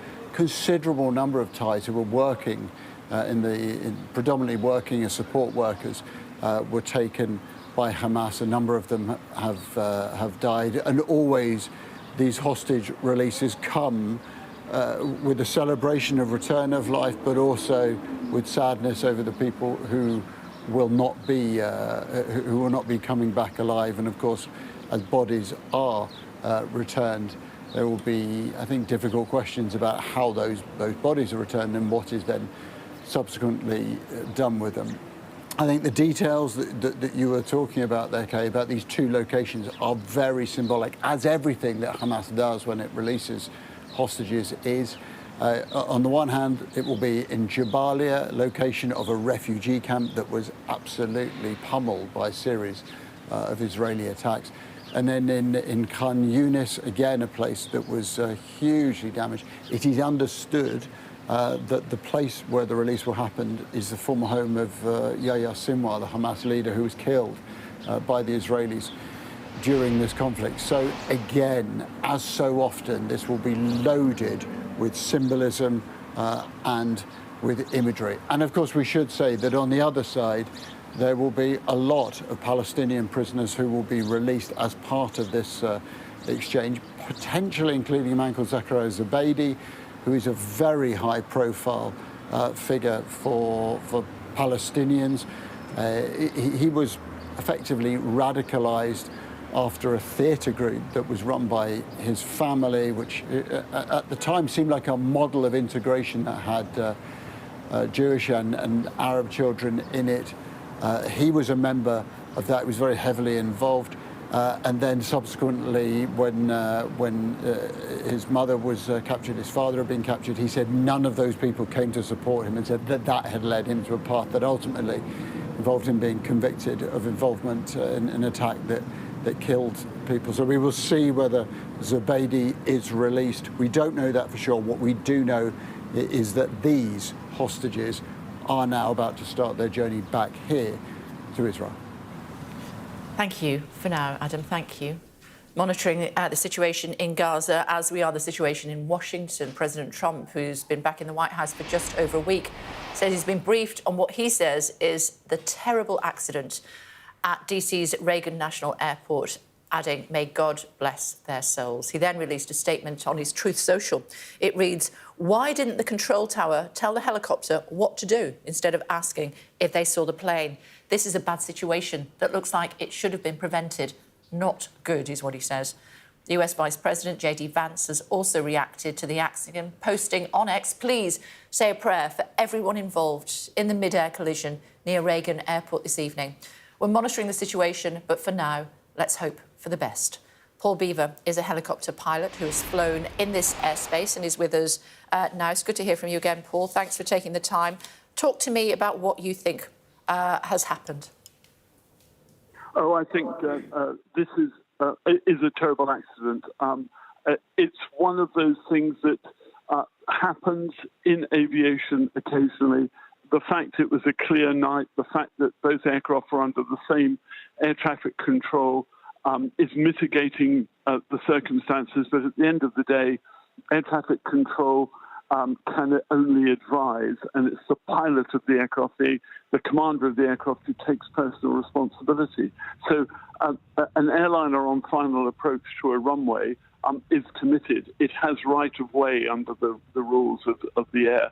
The helicopter should have taken avoiding action. Now, I've flown the Potomac River both with the US Park Police and with the US military. It's very difficult airspace. We wouldn't allow a similar use of airspace in the United Kingdom. But this is symptomatic of Washington, where there are military bases along the Potomac. There's the US Marine helicopters that ferry the president around and senior members of the administration. This is very, very busy. And occasionally, sadly, there are mid-air collisions. And was it avoidable? It's very difficult to say at the moment. I think President Trump is a little premature in saying, why didn't the air traffic control tell the helicopter what to do? I think he perhaps is, as we all are, unaware of all of the circumstances here. But this is one of the things that looks to me like human error. We do know that the airline had changed runway after a request from air traffic control onto a shorter runway. We don't know why that was, but they were obviously very well aware of it in that cockpit. Some suggestions that potentially, we'll have to wait and see, the helicopter wasn't aware that that had happened. They're not necessarily on the same frequency? Yeah, normally you'd fly listening to in my day, it was called, it was Washington.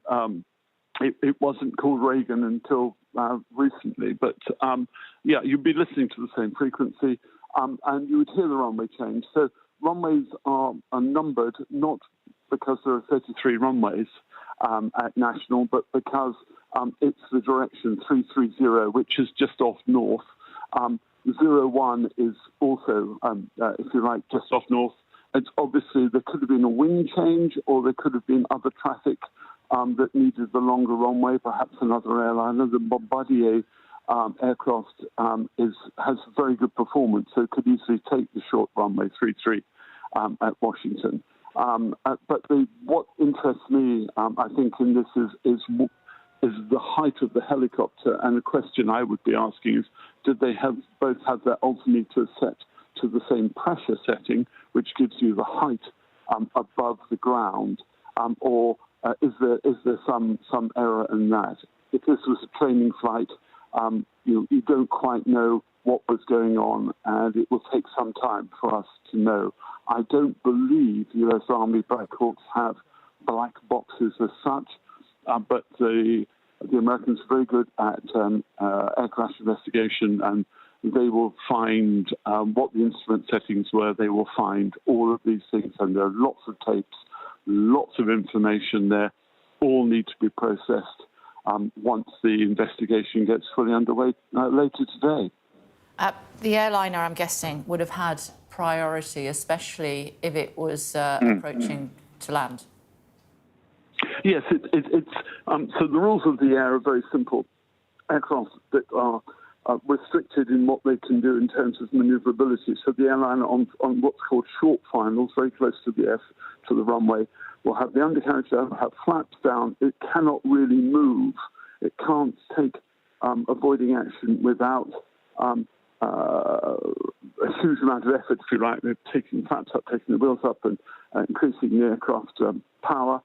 It's on probably on an instrument landing approach, which means that the crew are monitoring it, but the instruments are taking the aircraft down, and it's rules of the air. I mean, it's like, steam gives way to sail, if you like. An aircraft on the landing approach, other aircraft have to avoid it. The fact that the Americans allow helicopter traffic to cross the final approach is interesting. At Heathrow, for example, helicopters transit Heathrow at altitude where there is not likely to be another aeroplane. So we take safeguards here in the United Kingdom, which the Americans have a different set of rules to. How long do you think the investigation will take?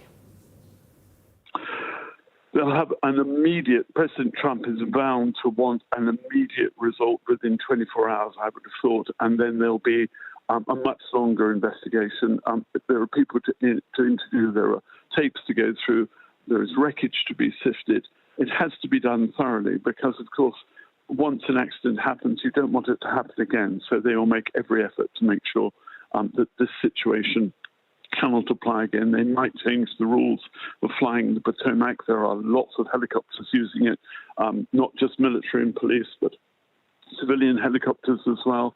You've got Dulles Airport, you've got National Airport, you've got airports in Virginia and Maryland, all in that same area. And you've got the restricted airspace over the Mall and Congress and White House. And there's a U.S. Navy base there. There's lots of things you have to be prepared to be doing when you're flying in that airspace, which is why probably that Black Hawk was on a training flight. It was probably involved in familiarization for the crew with that congested airspace. OK. For now, thanks very much indeed. Thank you. The other major story this morning is the news that the hostage release has begun in Gaza. We know that Agamberger has been released within the last half an hour or so, and we're hearing from the Israeli army that they have now received her into their custody. She will be driven to the border and will have medical help and supervision before returning to her family a little bit later on today. She was one of 5 female IDF observers kidnapped from the Nahal Oz outpost, and the last one to still have been in captivity.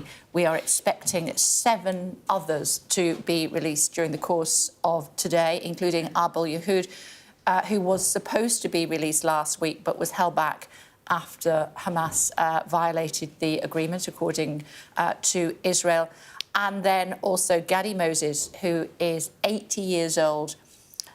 He was the first among 6 members of the Katz Moses Asher family abducted to Gaza. His partner was murdered on the 7th of October. We're also expecting 5 Thai nationals to be released as well today. That's likely to happen within the next hour or so is the steer that we are receiving. 2 separate locations, Jabalia and Khan Yunis, are the 2 areas in Gaza where the hostages will be taken to before being released into Red Cross custody and taken to the border and home and their weeping relatives.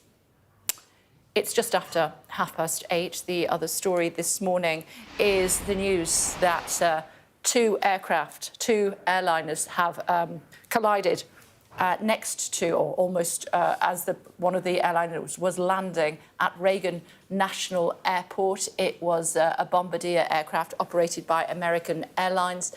60 passengers, 4 crew on board. Some of those aboard were members of the ice skating community in the United States, is what we are hearing. Members of the family had been, and loved ones had been gathering at the airport to congratulate them as they'd been taking part in an ice skating competition in Kansas. Aboard a Black Hawk, it was a training exercise. 3 soldiers aboard that aircraft, both aircraft now 2 metres down in the Potomac River. The airliner split into 2. The helicopter is upside down. The search for survivors is continuing for now. James Matthews sent us this report from the airport. In the night sky over the US Capitol, a camera caught the collision in midair. There was an explosion as a passenger plane collided with a Black Hawk military helicopter. The American Airlines flight from Wichita in Kansas had been on its final approach to Ronald Reagan National. Audio from air traffic control reflects a confusion between the tower and the helicopter. Tower, did you see that? 472. American 3130, go around, turn left end 250, climb maintain 3000. The flight tracker of the plane shows it descending from 400 feet to 0. The aircraft were above the Potomac River when they collided. It now is the focus of a frantic search for survivors in freezing conditions. So it's a highly complex operation. The conditions out there are extremely rough for the responders. It's cold. They're dealing with relatively windy conditions. Wind is hard out on the river. So they're out there working. We're doing everything we can to keep them safe. It is a rescue effort that, as time passes, takes place more in hope than expectation. You know, when one person dies, it's a tragedy, but when many, many, many people die, it's an unbearable sorrow. It's a heartbreak beyond measure. American Airlines Flight 5342 left Wichita in Kansas at 5:22 Central U.S. time, bound for Ronald Reagan National Airport in Washington, D.C. The helicopter was an Army UH-60 Black Hawk. It had 3 military personnel on board. The rescue effort was visible from the Washington Airport terminal. All flights in and out of here have been grounded as relatives and friends arrive to be briefed on developments by airport officials. Tell me again, sir, who was on the flight that you know of? My daughter's best friend and her mom. And who had been travelling to DC, obviously, for what purpose? She was on a athletic trip. She was on an athletic trip, yeah. And based in Kansas, yeah? Yes, yeah. And what do you think of what you've heard? I haven't heard much. I got off work and I came straight here to be with my friends. So. Yeah. A time of great distress. Yeah, thank you. The circumstances of this effort on the Potomac River could scarcely be more challenging. Divers and rescuers in inflatables are conducting a search in aircraft wreckage that lies upside down in icy water. In Washington, D.C., this is a tragedy. Daylight will reveal its true scale. James Matthews, Sky News, in Washington, D.C. David Blevins also standing by for us, who has been monitoring the situation throughout the night. We have been referring to it as a rescue operation, but the flight crash investigators we've been speaking to this side of the pond suggesting that they fear that no one will have survived. Yes, Kay, and ominously, ambulance crews appear to be scaling down at the site, suggesting that this will indeed soon become a recovery mission. It would be difficult to describe the conditions, really, how challenging they are for teams working on the Potomac right now. It is dark, it is freezing cold, at least -2, and the wind really has whipped up on the river, we're hearing from the fire chief. So rescue and recovery teams are working through the night in those conditions. It is just after 3:30 in the morning here. The plane, we're told, is split in two, with both it and the helicopter upside down in around 2 metres of water. Now, that shallow depth at the crash site aids the operation, but the freezing temperatures counteracts that. Indeed so. We believe something like 300 first responders involved in that rescue and recovery effort as we look at these latest images as well from Gaza. More cars coming into view there, and we're expecting 2 other Israelis to be released today, along with 5 Thai nationals. Keeping an eye on that as we continue to talk to David as well. David, for those who are just tuning our way to this terrible news this morning about the aircraft, the investigation will have already begun. But what do we know about what happened?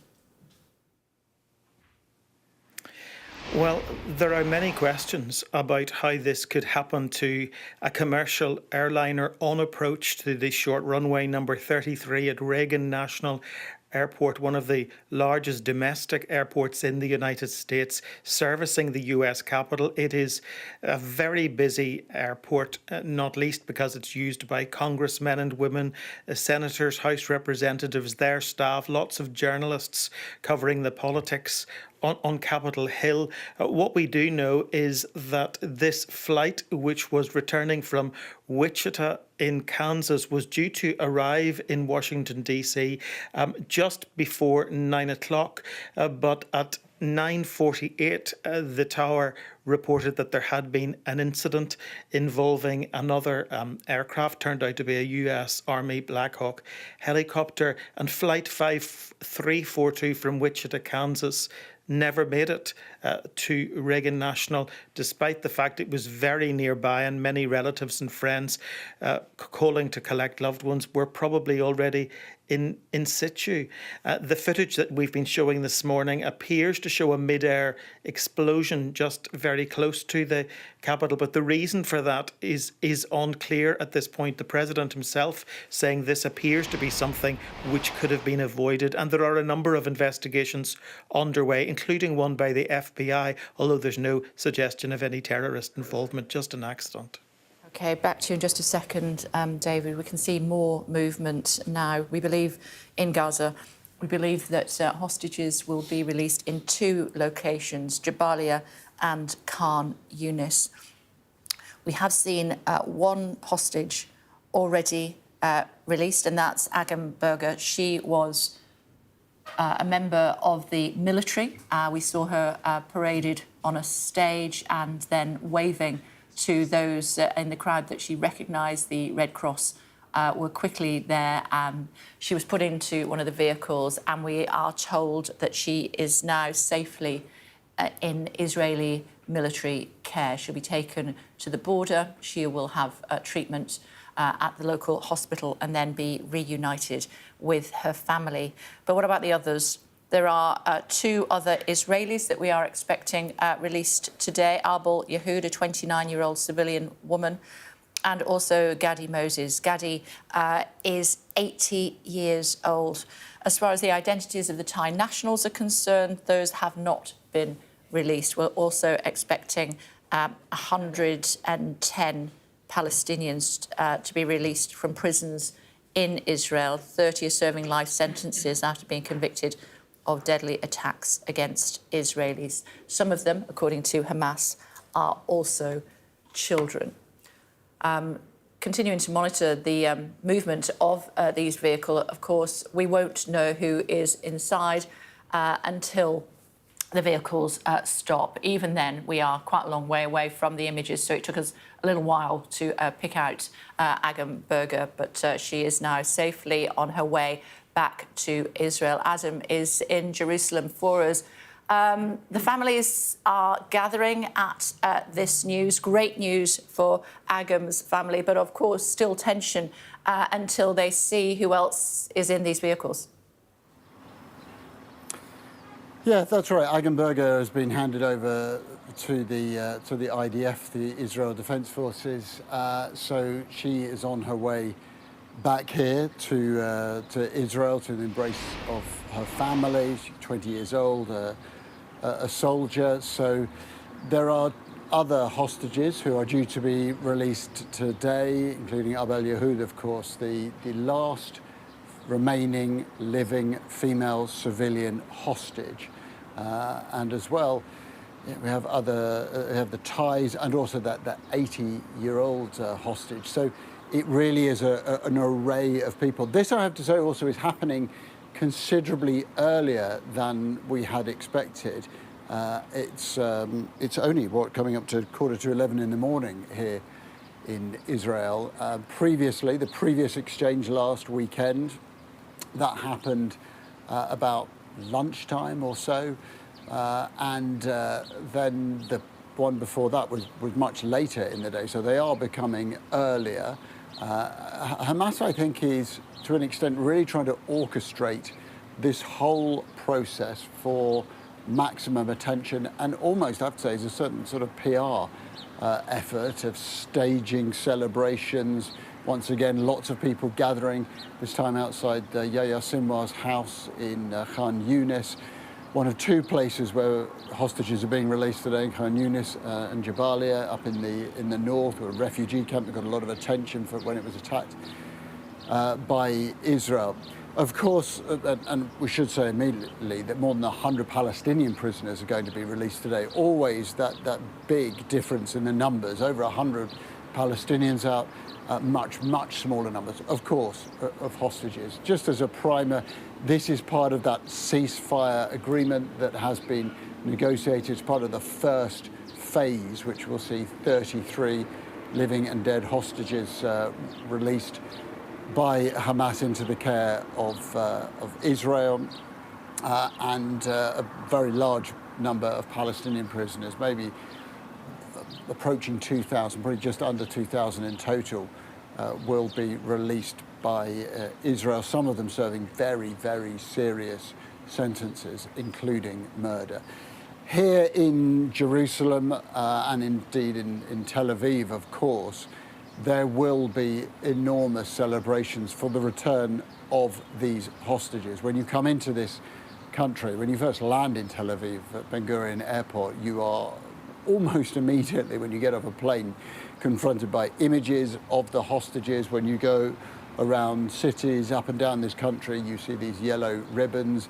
You see the slogans, bring them home, free the hostages, everywhere you go. People talk about it in every conversation you have. It crops up in all of the Israeli media. So it has been a focus relentlessly, of course, for Benjamin Netanyahu and his government ever since October the 7th, 2023, when these hostages were taken, to bring them home. It has profound symbolic importance after that long, devastating war, which both sides say has been awful. So clearly for the Israelis, that October the 7th attack, where well over 1,000 people were taken and were killed, and where appalling crimes were committed, that scarred this nation.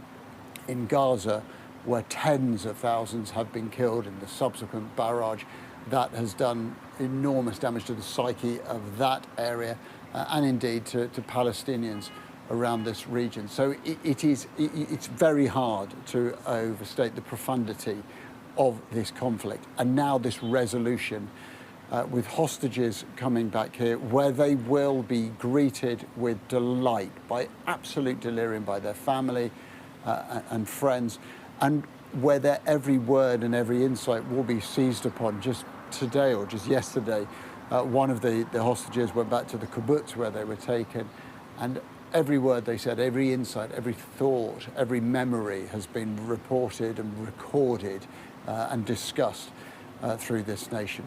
So yes, we wait and see. We know that Agam Berger is on her way. We wait and see the plight of the others Israelis, the Thai hostages also, and indeed the response in the West Bank to the return of those Palestinian prisoners. And I think it is worth saying, Kay, that there are those in Israel who are thrilled to see the return of these hostages, but who look at the volume of Palestinian prisoners being returned and worry and say, yes, it is wonderful we're getting our hostages back, but they fret about the return of people who they consider to be some of the most dangerous terrorists in this region, in this country, and say, what price are we paying for the freedom of these hostages? I wonder, I'm sure Benjamin Netanyahu is watching these images. It must be bittersweet for him because, of course, the hostages are being released, but he can see masked men, presumably members of Hamas, who are basically turning this into some sort, as you were saying, some sort of PR campaign for them. Yeah, it's a very difficult moment for Benjamin Netanyahu, perhaps less so, though, because Donald Trump is in the White House. That was a victory that was greeted by him and by his government with absolute delight. In fact, not far from where I'm standing in Jerusalem, there is an enormous banner of Donald Trump on the side of a building, absolutely applauding his victory.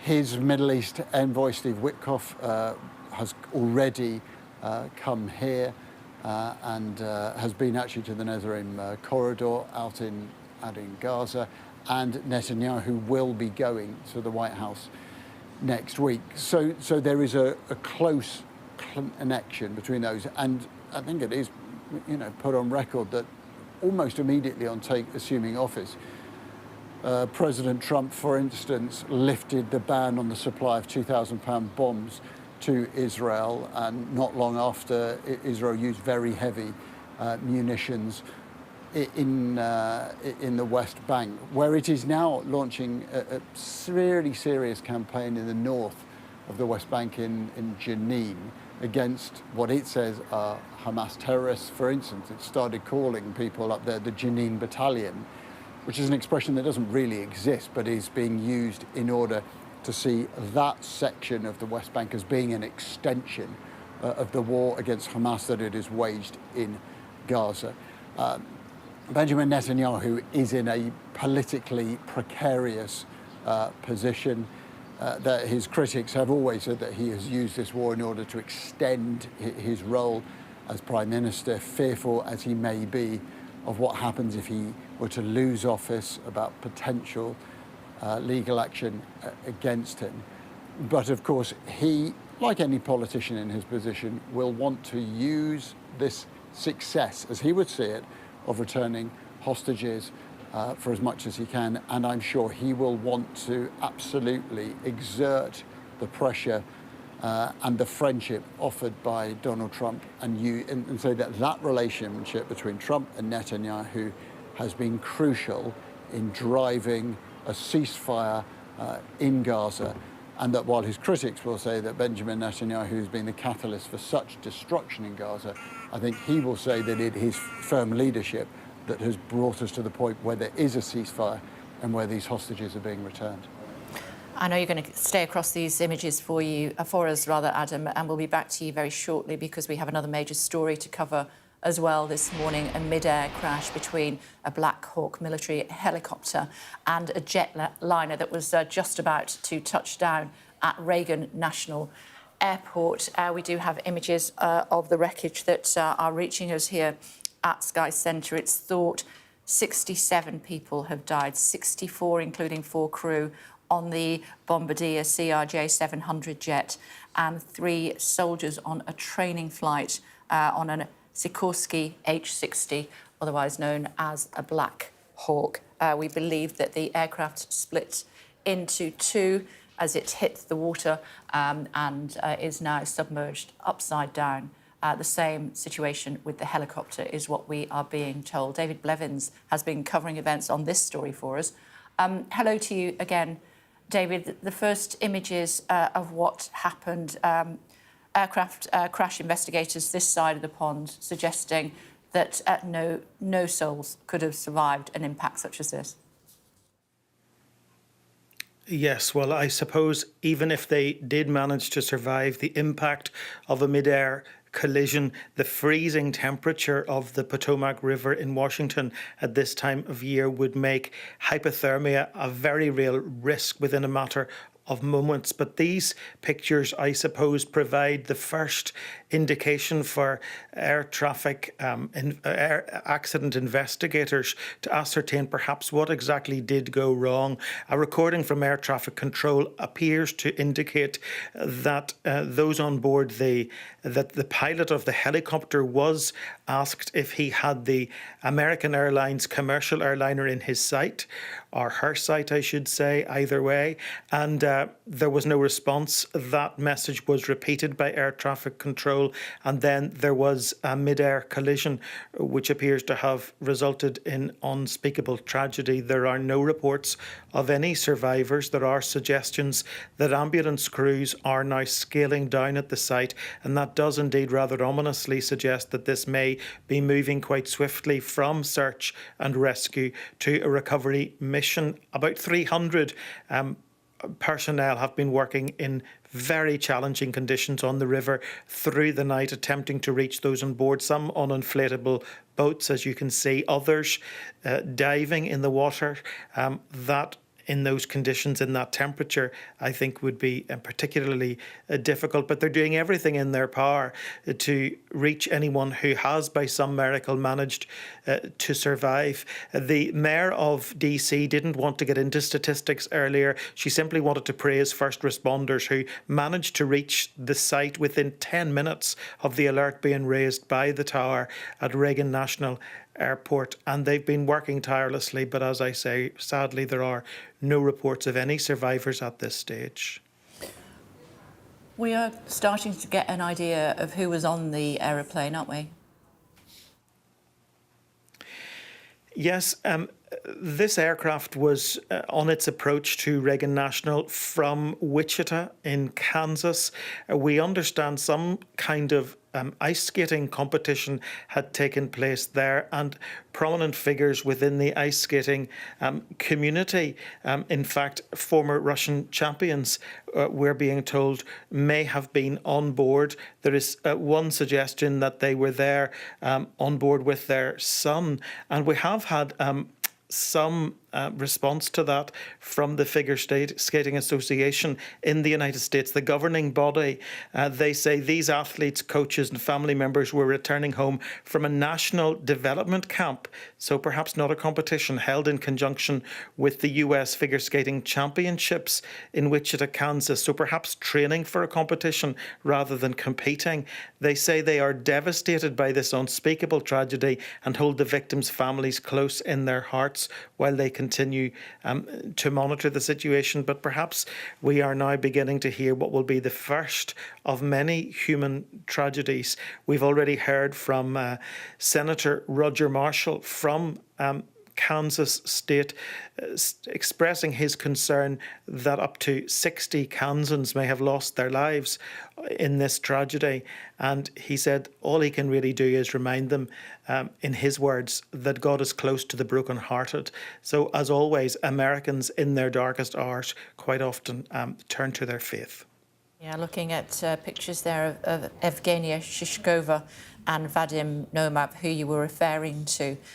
They were world champions back in 1994, now live in the United States, a married couple. They were thought to have been aboard this aircraft when it crashed. We're also hearing that there will be a vigil in Wichita City later on today. Tonight, our community and nation has suffered an enormous tragedy as American Airlines Flight 5342 and a military helicopter collided in midair.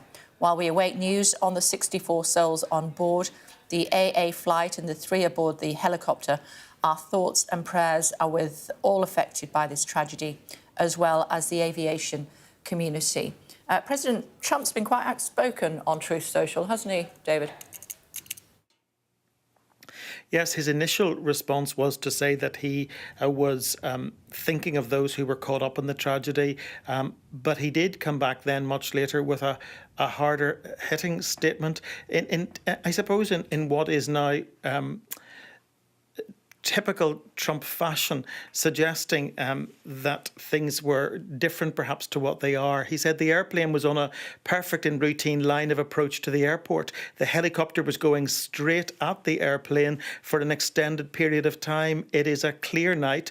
The lights on the plane were blazing. Why didn't the helicopter go up or down or turn? Why didn't the control tower tell the helicopter what to do instead of asking if they saw the plane? This is a bad situation that looks like it should have been prevented, not good. The FBI, we know, are involved in this investigation, along with the Federal Aviation Administration and the National Air Safety Board, but there is no suggestion whatsoever of terrorist involvement at this stage. That this is a tragic accident is what we're hearing from most people. But many, many questions will be asked. We've been talking about this through the morning, Kay, how Washington is a place where the airspace is very, very busy because of people coming and going to Capitol Hill. Helicopters often fly very low along the Potomac River path to avoid the commercial flight path. These are very restricted skies. The airspace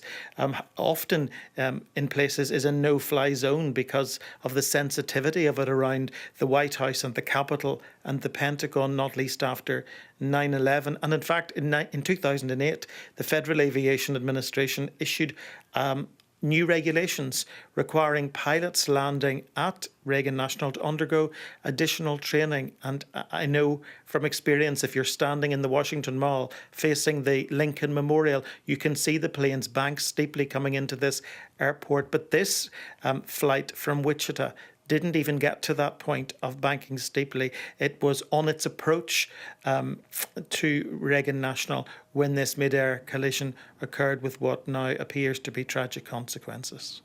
It is still a rescue operation at this stage, though, we're told.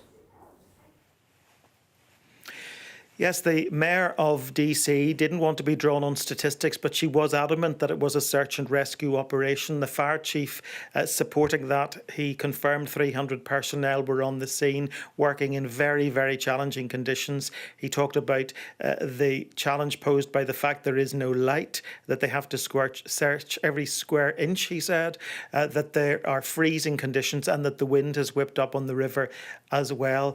But given the comments from the senator from Kansas and the fact that we are now hearing perhaps that ambulance crews are scaling down, there is at least the indication at this point that we're moving towards a recovery operation. Our colleagues at NBC here in the United States are reporting that at least a dozen bodies have been recovered from the water. Other networks are suggesting it could be as high as 19 bodies recovered from the water at this stage. So for those who were perhaps arriving at Reagan National, hoping to reunite, reconnect with family and friends, this has been a very, very sad night in Washington, D.C. Indeed so, David. And as we get to First Light, we will see exactly what has happened to those two aircraft. 67 people are still missing. Some reports that bodies have been recovered from the water, but that has not yet been confirmed by the authorities. We do know that divers from the FBI are aboard both of those aircraft. It's 9 o'clock in the UK, 4 a.m. in Washington, as we continue to monitor events there after two aircraft collided. An airliner was on its final approach into Reagan National Airport when it collided with a Black Hawk on a training exercise with 3 soldiers on board. No one has yet been recovered from the scene of that crash. Monitoring that for you, as well as the developing situation in Gaza. Hamas and Israel engaging in the third exchange of the ceasefire today. Adam standing by for us. One hostage has already been released. Yeah, that's right. The person who has been released is Agam Berger. Agam Berger is a 20-year-old IDF soldier whose observation post was overrun on October the 7th. She was taken prisoner and she has now been released in Jabalia. Now, this is one of 2 locations. Jabalia is in the north of the country. It's where there's a very large refugee camp. And there is, as ever with Hamas, great symbolism to these things. And what is being said is Jabalia, there's 2 things. Effectively, it was a refugee camp that was attacked again and again by Israel, so it has become a symbol of the relentless attacks that Israel carried out. But secondly, there are those suggesting that Hamas has used this as an attempt to say that it controls the north of Gaza, that it still is in charge of an area that has been so demolished by Israel. Now, Agam Berger has, we're told, now entered Israeli territory. There is a familiar choreography to this now. She was handed over to the Red Cross. Red Cross had to sign a form for Hamas to say they had taken her. She then handed to the IDF and special forces who have taken her out of the country into Israeli territory. And she will be met by family and friends there. She will then be brought and will obviously have medical checks there to determine if she needs any significant medical attention. And then she will subsequently, unless she needs urgent medical attention, be brought to Tel Aviv. Now, she is the first hostage that we have seen released today. There are likely to be 2 more, Gary Moses, who's 80 years old, and also Abel Yehud. Now, Abel Yehud is 28. She is a civilian and she was effectively the catalyst for this hostage handover that's happening on a Thursday. Normally these have been slated for the weekend, but last weekend, Abel Yehud, who Israel had expected to be handed over, was not included. And the Israeli government said that this was a breach of the ceasefire agreement. And as you might remember, they then closed off the Nezrim corridor, which is effectively a border crossing within Gaza between south and north. And it was only after Hamas had agreed that, yes, they would now change the timetable and hand over Abel Yehud, that crossing was open, and we saw that huge movement of people going from south to north. So we await the release of those two people and 5 Thai hostages who have been held throughout this period. There have been actually quite a significant number of Thai nationals who were captured on October the 7th. They were working in kibbutzim. So this is being choreographed. The other handovers of hostages we now expect to happen in Khan Yunis, in the south of the country. And the symbolism there is that that handover will take place outside the house of Yahya Sinwar, the Hamas leader who was killed by Israeli forces towards the end of last year. You may remember that he was in a ruined house and a drone captured his last action, which was effectively to throw a stick at the drone before he was killed. At the time, Israel considered that footage, put it out and considered it to show Sinwar as a broken man, whereas actually for much of the Arab world it was seized upon as a sign of resistance. Outside his house is where these other hostages will be handed over. We don't know when, but certainly this process is happening much earlier today than it has on previous occasions. OK, Adam, for now, thank you. Back to you shortly, just as soon as we see further developments with hostages being released in Gaza today as part of that ceasefire, as you said. Meantime, a passenger aircraft has been involved in a mid-air collision with a helicopter in Washington, D.C. Aboard were 60 passengers and 4 crew. The accident happened as the plane approached the runway at Ronald Reagan Airport, colliding with a military helicopter on a training flight. Aboard were 3 US Army soldiers. We understand more than a dozen bodies have been recovered. It's not clear if there are any survivors, but we are being told that a dive team, according to CBS News, have found what appears to be at least one of the black boxes from that jetliner. Our US correspondent James Matthews reports from the airport, and a warning that viewers might find this distressing. In the night sky over the US Capitol, a camera caught the collision in midair. There was an explosion as a passenger plane collided with a Black Hawk military helicopter. The American Airlines flight from Wichita in Kansas had been on its final approach to Ronald Reagan National. Audio from air traffic control reflects a confusion between the tower and the helicopter. Tower, did you see that? 472. American 3130, go around, turn left end 250, climb maintain 3000. The flight tracker of the plane shows it descending from 400 feet to 0. The aircraft were above the Potomac River when they collided. It now is the focus of a frantic search for survivors in freezing conditions. So it's a highly complex operation. The conditions out there are extremely rough for the responders. It's cold. They're dealing with relatively windy conditions. Wind is hard out on the river. It is a rescue effort that, as time passes, takes place more in hope than expectation. You know, when one person dies, it's a tragedy, but when many, many, many people die, it's an unbearable sorrow. It's a heartbreak beyond measure. American Airlines Flight 5342 left Wichita in Kansas at 5:22 Central U.S. time, bound for Ronald Reagan National Airport in Washington, D.C. The helicopter was an Army UH-60 Black Hawk. It had 3 military personnel on board. The rescue effort was visible from the Washington Airport terminal. All flights in and out of here have been grounded. as relatives and friends arrive to be briefed on developments by airport officials. Tell me again, sir, who was on the flight that you know of? My daughter's best friend and her mom. And had been travelling to DC, obviously. For what purpose? She was on a athletic trip. She was on an athletic trip. Yeah. And based in Kansas, yeah. Yes. Yeah. And what do you think of what you've heard? I haven't heard much. I got off work and I came straight here to be with my friends. So. Yeah.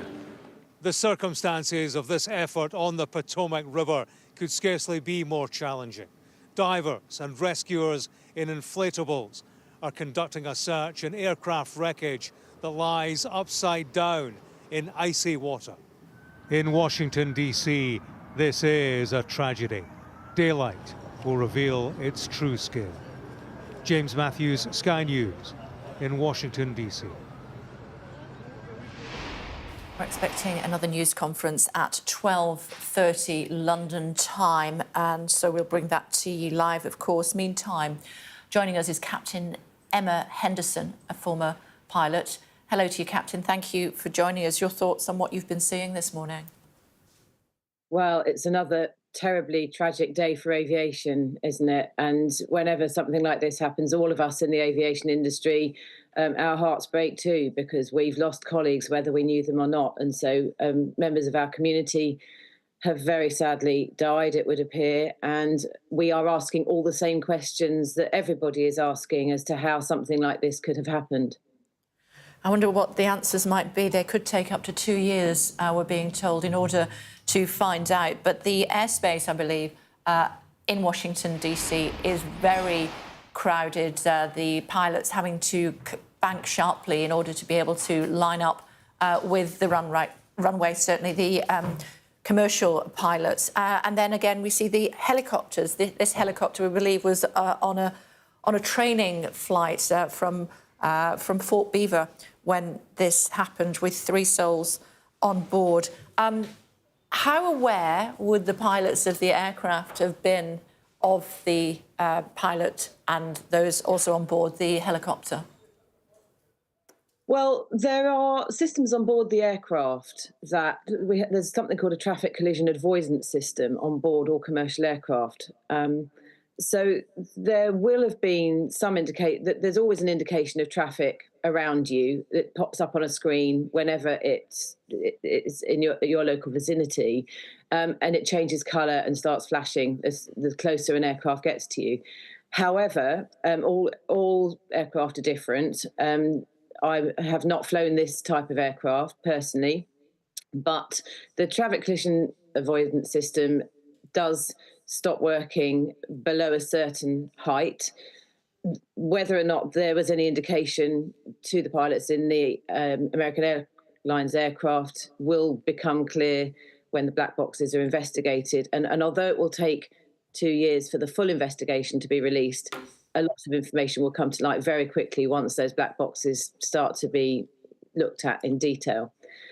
So there's the indication in the flight deck, but there is also, you're always responsible for traffic separation as the pilot, whether you are under air traffic control or not.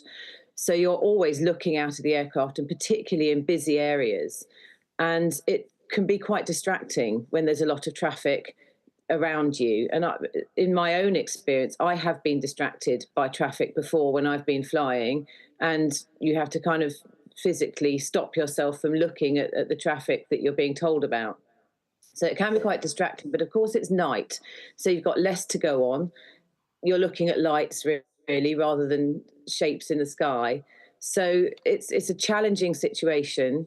The airliner will have been expecting the helicopter to be manoeuvring around it because it was on a published instrument approach, on an official approach under air traffic control. And I understand that the helicopter had been asked if it was visual with the aircraft and been told to pass behind the aircraft. Now, whether or not they were visual with the correct aircraft will presumably come out in the investigation. There are indications, however, there is a lot of information available to us in the flight deck. 400 feet is whereabouts, around about where the collision happened, is what we're being told. That's seconds from touching down, I'm guessing, at Reagan National Airport. What time would the pilots of the airliner have had to take any evasive action? None at all. Almost certainly none at all, especially if their assumption was that the helicopter was passing behind.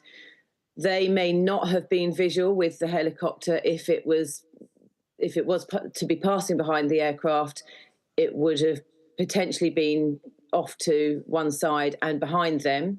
So they may not have seen anything.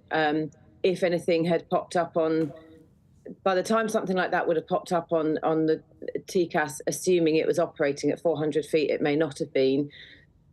There wouldn't have been any time to have responded at all. So I would expect that the airliner had no idea about what was going to happen at all.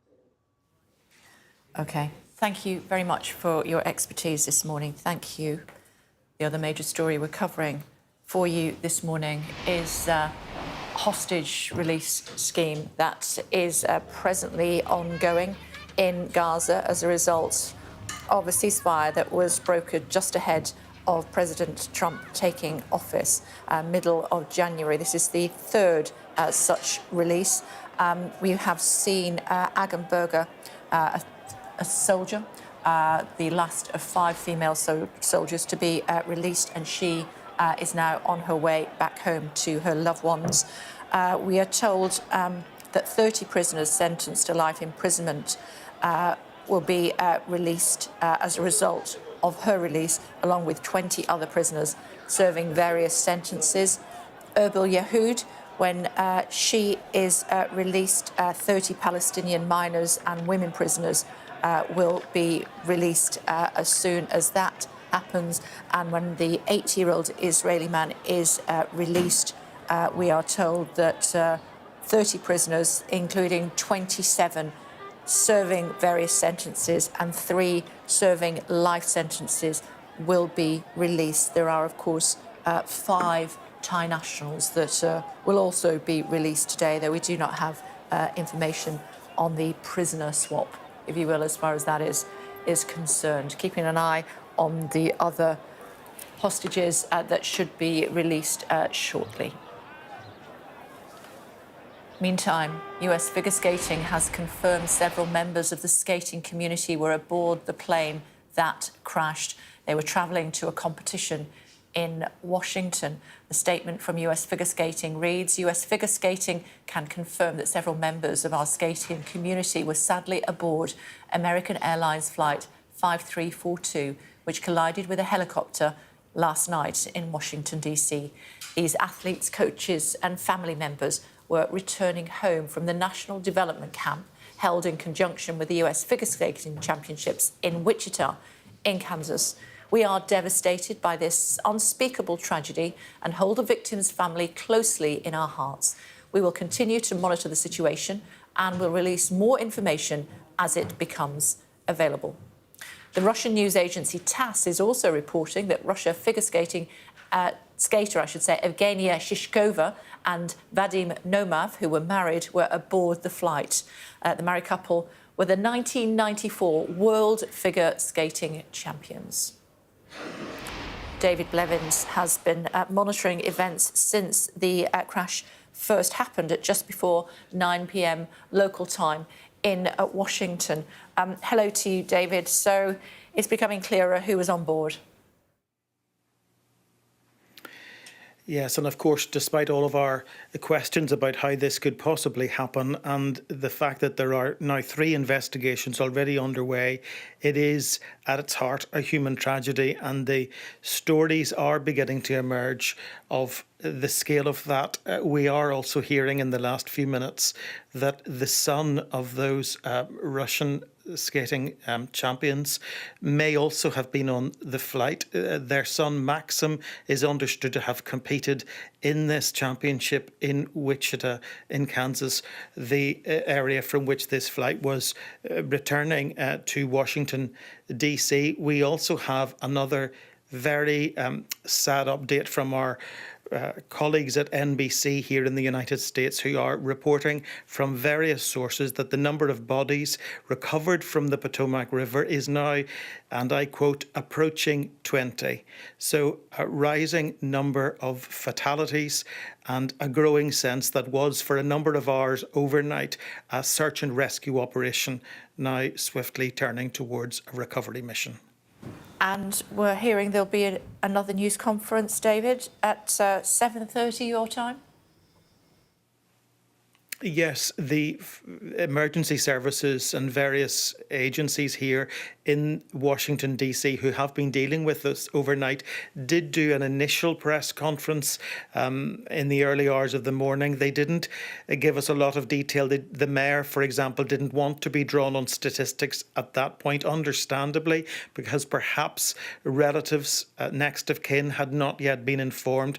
The fire chief also wouldn't be drawn on that issue. He simply was detailing the very, very challenging conditions that emergency crews have been working on. It's very windy out on the Potomac River here in Washington. The conditions are freezing. It's dropped to -2 now in the small hours of the morning. It's coming up to, I think, 20 past 4 in the morning, and also it's still pitch black dark, so they're struggling without light, and the fire chief said that meant they had to scour every square inch of water for the possibility that someone may have miraculously survived this mid-air collision. But of course, if that was to happen, they would have limited time to survive in the water without facing the risk of hypothermia. Kay. Indeed, so we are being told by varying sources that one of the black boxes that was on that airliner has been recovered by the authorities. We want to bring you new footage that's just into us now here at Sky Centre of the moment of that collision, and a warning that viewers may find this distressing.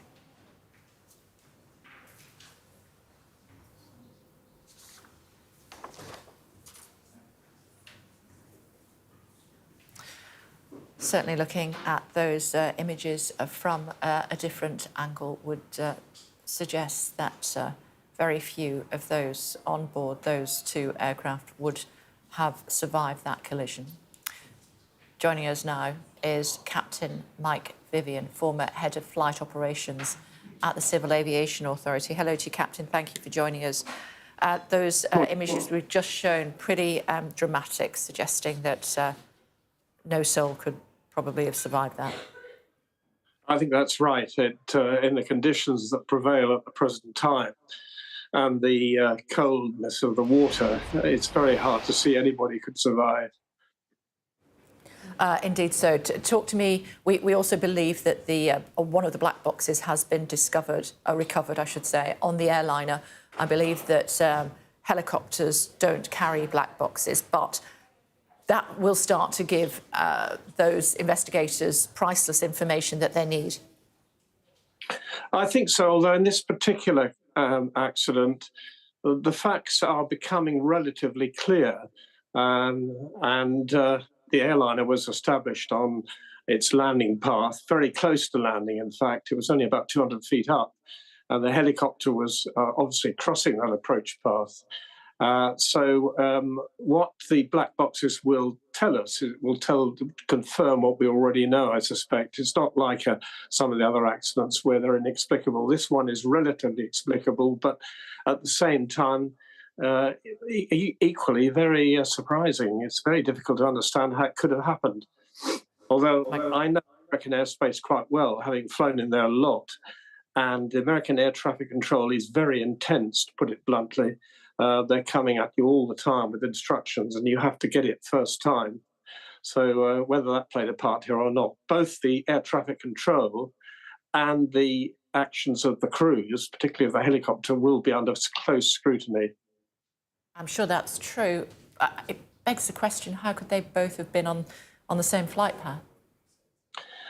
Well, the helicopter was flying around in what's called clear visual conditions. The weather was clear, by the way. There was no weather factor in this. It was a bit gusty, but it was a clear night, as your pictures show. And that will be a factor, that the helicopter was in the vicinity of this airport. Now, Americans are somewhat more relaxed than we are here in Europe. There are very strict controls about who flies where and when, particularly in the vicinity of airports when airliners are taking off and landing. And the Americans are a little bit more relaxed, particularly with military aircraft. In fact, there were several helicopters operating that night in the vicinity of Reagan Airport, the Washington airport. And it's a very intense airport. There's airliners taking off every minute or thereabouts. I think it's probably the busiest airport in the United States. I'm not sure, but I seem to remember that. And in that case, it's even more surprising that helicopters were allowed to sort of freewheel in the vicinity of that airport, albeit talking to the same air traffic controller. Talk to me about, you say you know this airspace well. Talk to me about the challenges. Well, I always found American airspace challenging, as did my colleagues who operate in the States. You've got to pay attention in a very high degree because, A, the intensity of the traffic, and America is extremely intense. Lots and lots of aircraft moving, small aircraft, middle aircraft, large aircraft, coming in and out of airports, some small airports, large airports, all in close vicinity, particularly in the built-up areas. And secondly, the sheer number of them. So the American controllers talk to you in a very, if I can put it this way without generalizing too much, at a very fast pace. And you really have to get it, first of all. What they do not like is people asking for repetition. So it is a lesson in itself. It's not like Europe, which is not relaxed, but more at easy pace, better to understand. Americans, you've got to be on your mettle to follow it. And there is, as I say, a lot of traffic, particularly at this airport and the airports in the New York area, Newark and JFK particularly. So high workload. And if you're not concentrating or you're operating independently in the sense the helicopter was, that requires a lot of skill on the part of air traffic controllers to separate people.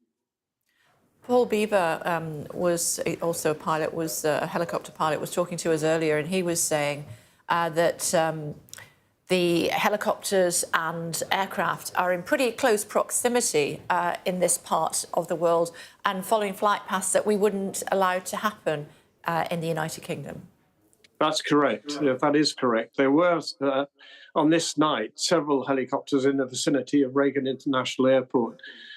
We wouldn't tolerate that in the United Kingdom. There's very much more close scrutiny of who's doing what, even if you're a military helicopter. And if you are a military helicopter, you certainly wouldn't be on a training exercise in the vicinity of somewhere like Heathrow or Gatwick or Stansted. If it was an emergency helicopter flight, then clearly that would receive priority and there would be good and close separation. But to have a training flight in the vicinity of this airport to us is obviously very surprising. Talk to me about how the investigation will progress. Right. Well, the lead in the investigation is what's called the National Transportation Safety Board. We have a similar body here in this country, which is based at Farnborough, and they lead the investigation. Assisting that, or going along with it, will be the Federal Aviation Administration, which is like our Civil Aviation Authority. They will be assisting and monitoring.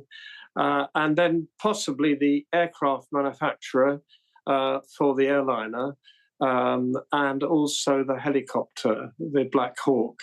Although in this case, there's not a suggestion that there was an aircraft breakup other than the collision. So they may have a lesser part. What will happen is a report, an interim report, along with the other extraneous information like witnesses, like film, video, all that sort of stuff, will be collated. And an interim report will be produced and released by the NTSB. It's a very thorough process the Americans have, and it's usually public. It's public hearings are conducted. And as you saw probably on the Hudson River accident, it's that type of thing where the A320 landed on the Hudson River. There was a very public and open investigation, and the Americans are good at that, and they allow consultation, they allow input, and it's all collated together, and then a report will be issued. But at the same time, there will be updates in view of the concern about this as to why this happened in the first place. OK, thank you very much indeed for the update. Thank you. We have just received some new images of the collision that was caught on camera, and a warning that you may find them distressing. This is what happened at just before 9 p.m. local time in Washington last night.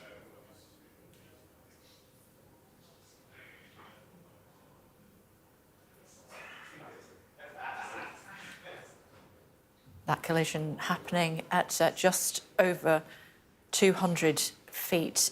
We are being told by experts talking to us on the programme today that the airliner, the pilots on the airliner would have had no chance at all to change their direction. Both that and the Black Hawk are in the Potomac.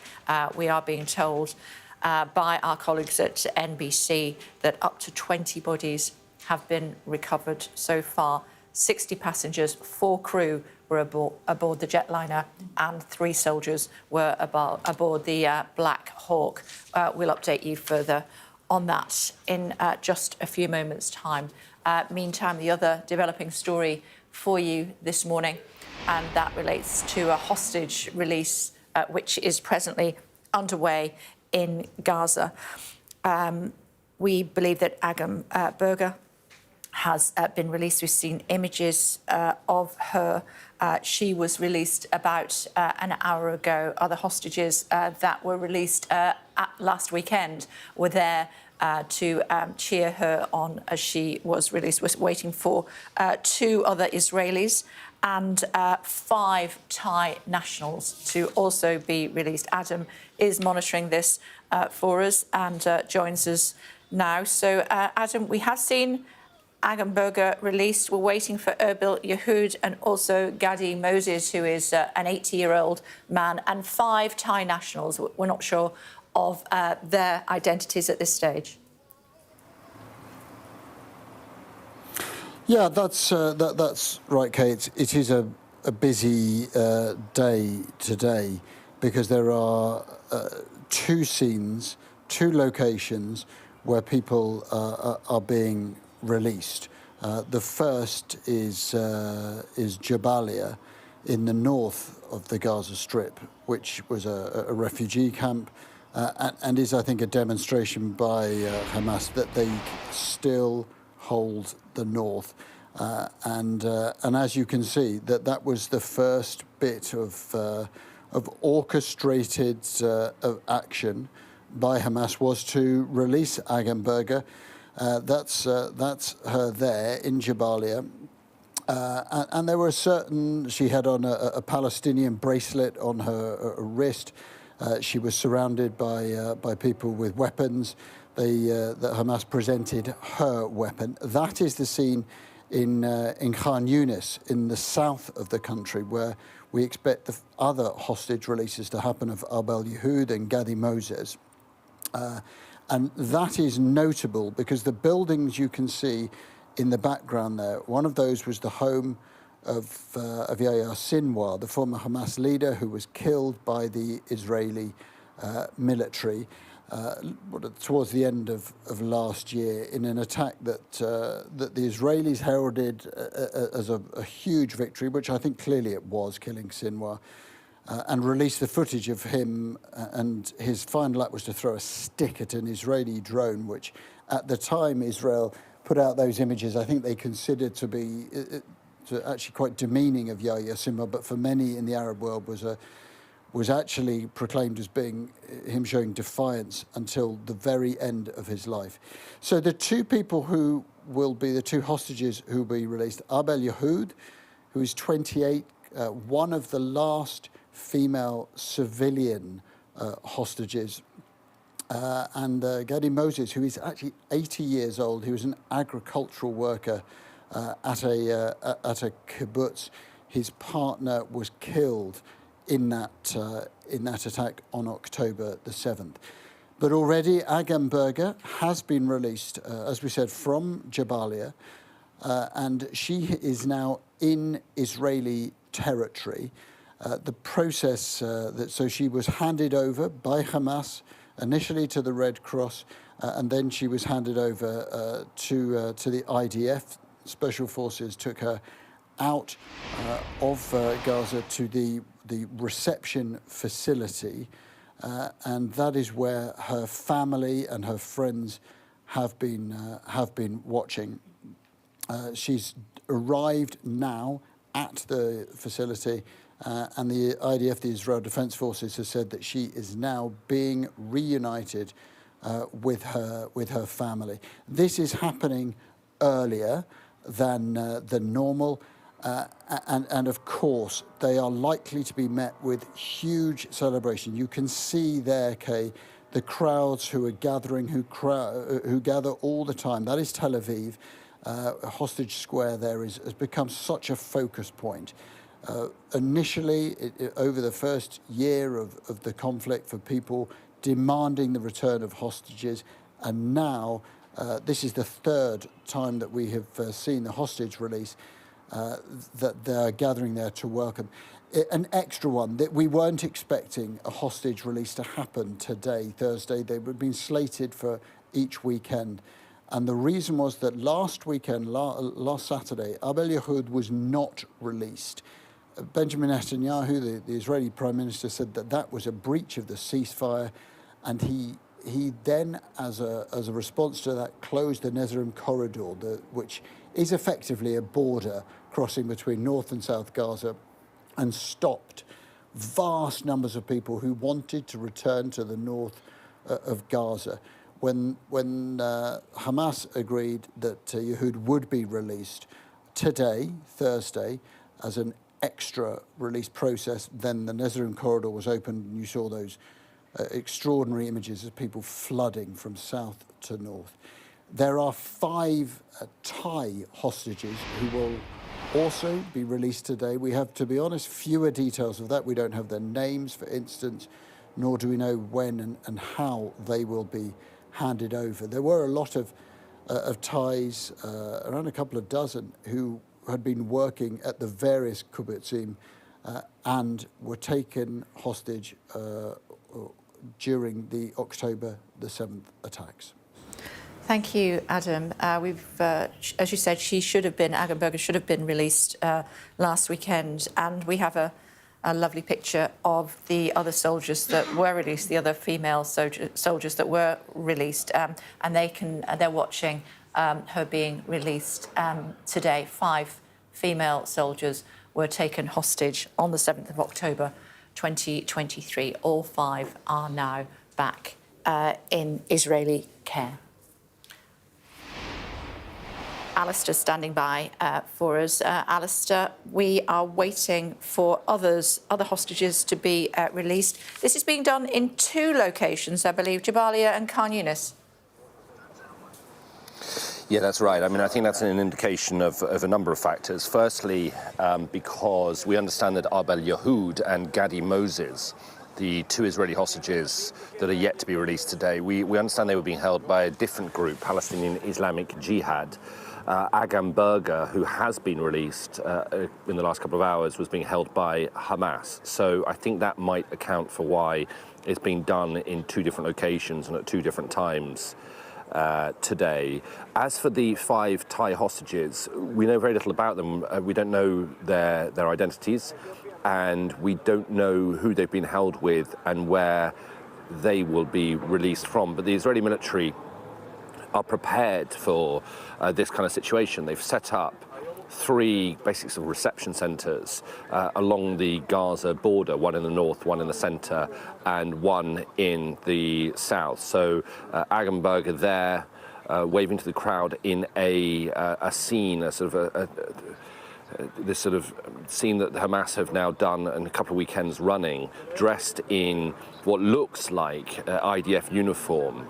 But it's not. It's not an official IDF uniform, but it is Hamas making the point that she was an IDF soldier. She was an observation officer along the border when she was taken on October the 7th. And that stage there that they put with thousands of people around it in this kind of show of force, really. I mean, Hamas making the point that despite 14 and a half months of war, they are still in Gaza. They have not been defeated, and that is why they are turning out in numbers every time we see a hostage release like this. So thousands of people gathered there at another point in Gaza awaiting the release of further hostages later today. I'm just outside Tel Aviv hospital called the Schneider Children's Medical Center, which is where we expect at least Agamberger to be flown to. We're just by the helipad where we think at least one of them, possibly more of the hostages released today, will be flown to, and this is where they'll then receive longer medical treatment, and it depends on their condition, their physical and mental conditions, how long they'll stay here for.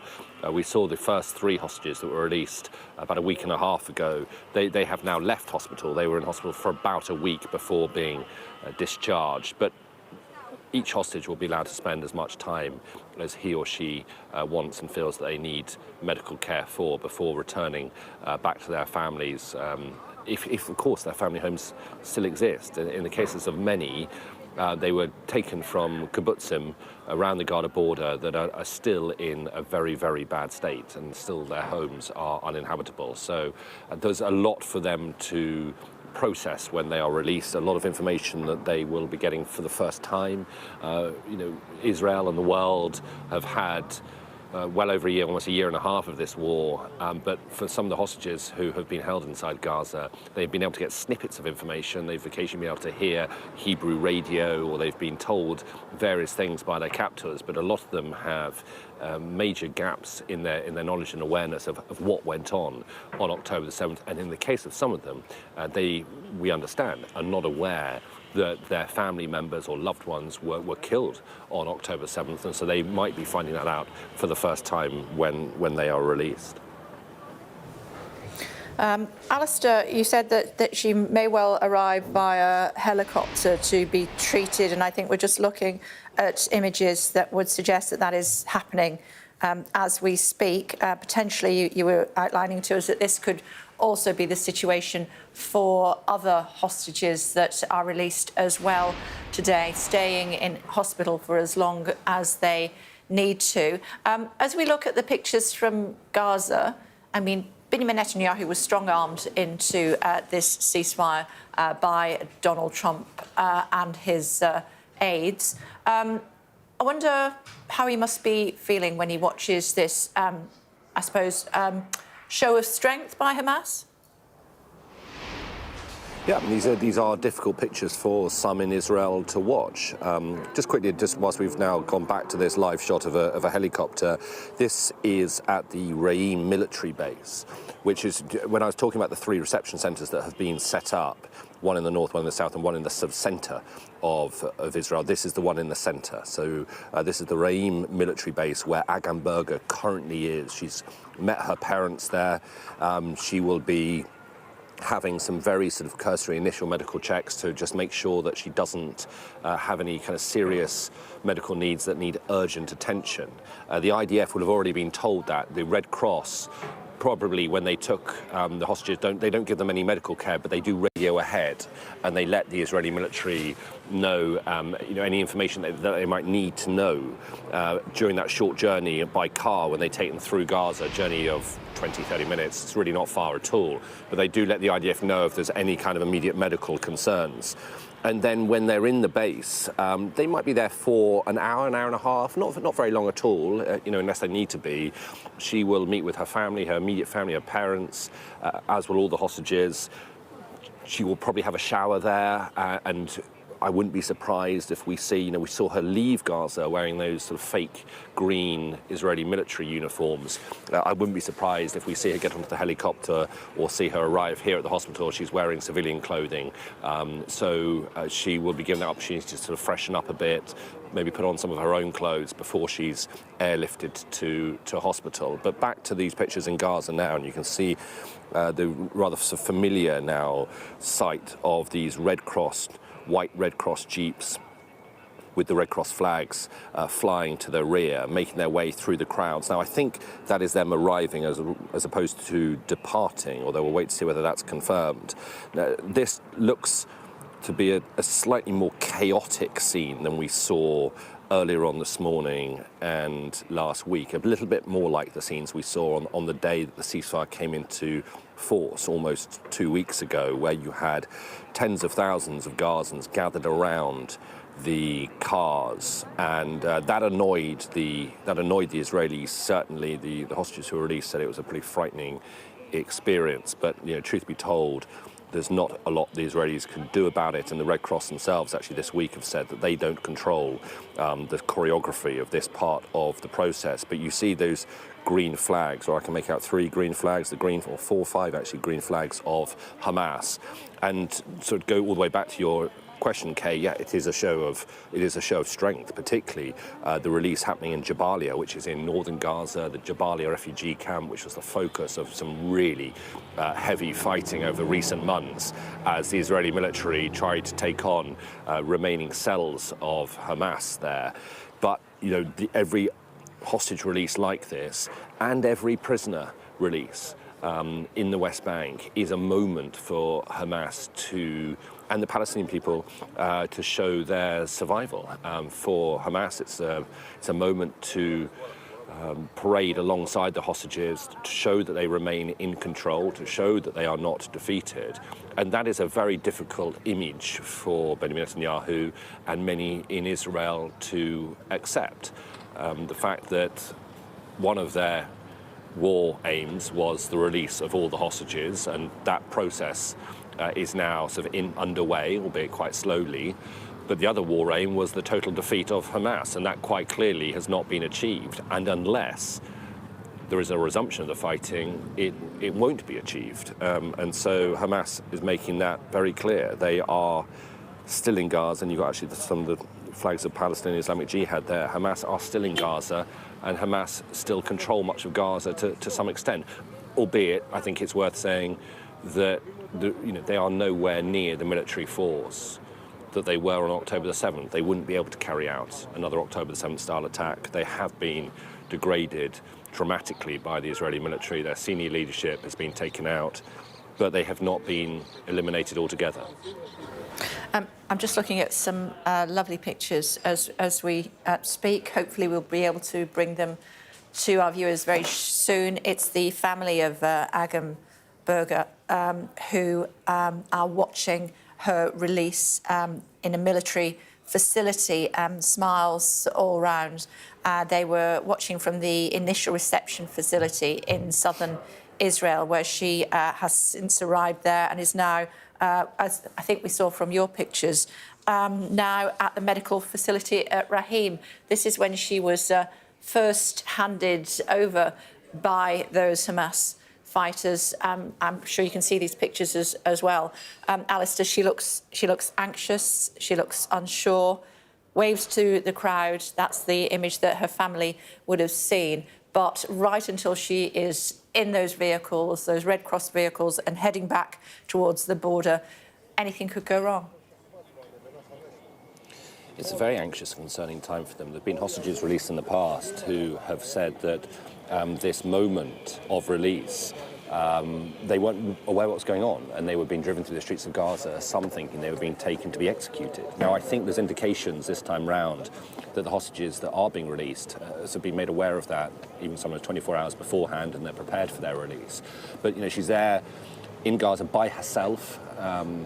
Last weekend, we saw 3 Israeli female soldiers, but she's there entirely by herself. That photo there of Shlomi and Merev Berger, her 2 parents, with IDF officers, watching the moment of her release and the relief and complete joy on their faces as well. But it's not until they cross the border into Israel that they can be sure that their daughter is home, and their daughter can be sure that she has finally returned home as well. So, these are moments that, on the one hand, have fallen into something of a pattern over recent weeks, and so to some degree the process is running reasonably smoothly, but also there are moments of great jeopardy as well. And so it's not until they've crossed the border into Gaza, into Israel, as I say, from Gaza, that anybody can be sure that they are home. And, even then, let's just, focus in on Shlomi Merev-Berger, they can't be sure what state their daughter is in, how she is doing physically and how she is doing mentally, because without any doubt, it will be a long road for all of them. But what we will see later on as well is what's happening in reverse, and that is the release of Palestinian prisoners, and many of them coming out of jails in Israel looking very gaunt, very, very tired indeed, with stories of being shackled and being beaten in Israeli jails, and they are coming home to crowds and families who are also celebrating their release as well. Yeah, we believe that in exchange for Agam Berger, there will be 30 prisoners who've been sentenced to life imprisonment being released, along with 20 other prisoners serving various sentences. When Erbil Yehud is released, 30 Palestinian minors and women prisoners will be released. And when 80-year-old Gadi Moses is released, Israel will release 30 prisoners, including 27 serving various sentences and 3 serving life sentences. This is all part of this ceasefire that was brokered just days before President Trump came into office. What more can we expect? It's at present, I think it's 42 days. Yeah, so just a little bit more on the number of Palestinian prisoners being released, a bit more detail on that. So yeah, you're right, 110 in total today. Now, the first point I'd make is no Palestinian prisoners are being released in exchange for the Thai hostages who are being released. Now, I suspect that's because it's a slightly separate agreement. We've seen foreign nationals, I think particularly in the case of Russia, who had some of their nationals in Gaza, but often separate bilateral agreements are made with Hamas or Islamic Jihad to free their nationals. And I think the Israelis will say, well, look, we are not going to release Palestinian prisoners in exchange for Thai hostages. We will release some of these high-value Palestinian prisoners in order to get our own people home. And so 110 Palestinians being released today, of which 66 will be returned to the West Bank, 14 to East Jerusalem, and 9 to Gaza Strip, and 21 of them will be sent abroad. OK. Just stand by for a second, if you would, please, Alistair, because we have those pictures I was talking about a few moments ago. We can now see them. And this is the reaction from Agam Berger's family. This is when she was released, and she waved to the crowd, as you know, and this is what was happening just the other side of the border.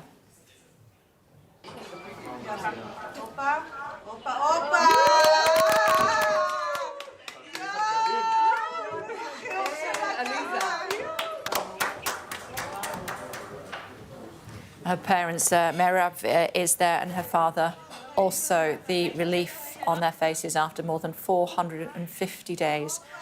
She has finally been released, first of all, into Red Cross custody, if you will, care, and then over the border. That's where they were. They were joined together. They're reunited, the family, and now they are at a hospital in Rahim. Just tell us what's going on there, please, Alistair. Well, they're at a military base, which is very close to the Gaza border.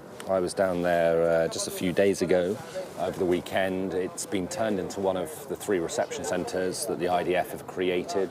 She will be met immediately by some designated support personnel who will meet her and will be the point people for her during this process. And this process has been refined many times by Israel. They went through a similar phase in November 2023, which was a 7-day ceasefire when we saw dozens of people released, and they've refined it this time round. So little things happen, like they instruct a lot of the IDF who will be around as security not to speak to the hostages initially, unless the hostages want to speak to them. That's so that they don't feel overwhelmed. So they have 1 or 2 people who make direct contact with them, who immediately look after them, put their arm around them, and take them to their parents. They are very much led by the hostages. I was told during the week If the hostages say, you know what, I want to have a shower before I see my parents, well, if that's what they want, then that's what happens.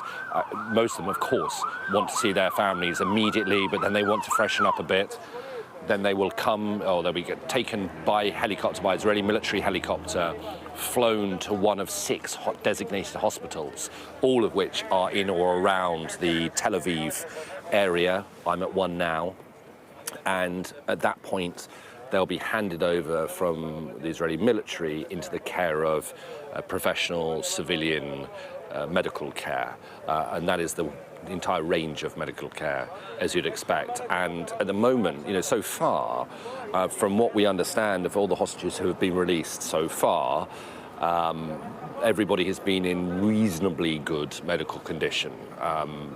Emily Damari had 2 missing fingers. She's going to need quite a lot of medical work on that.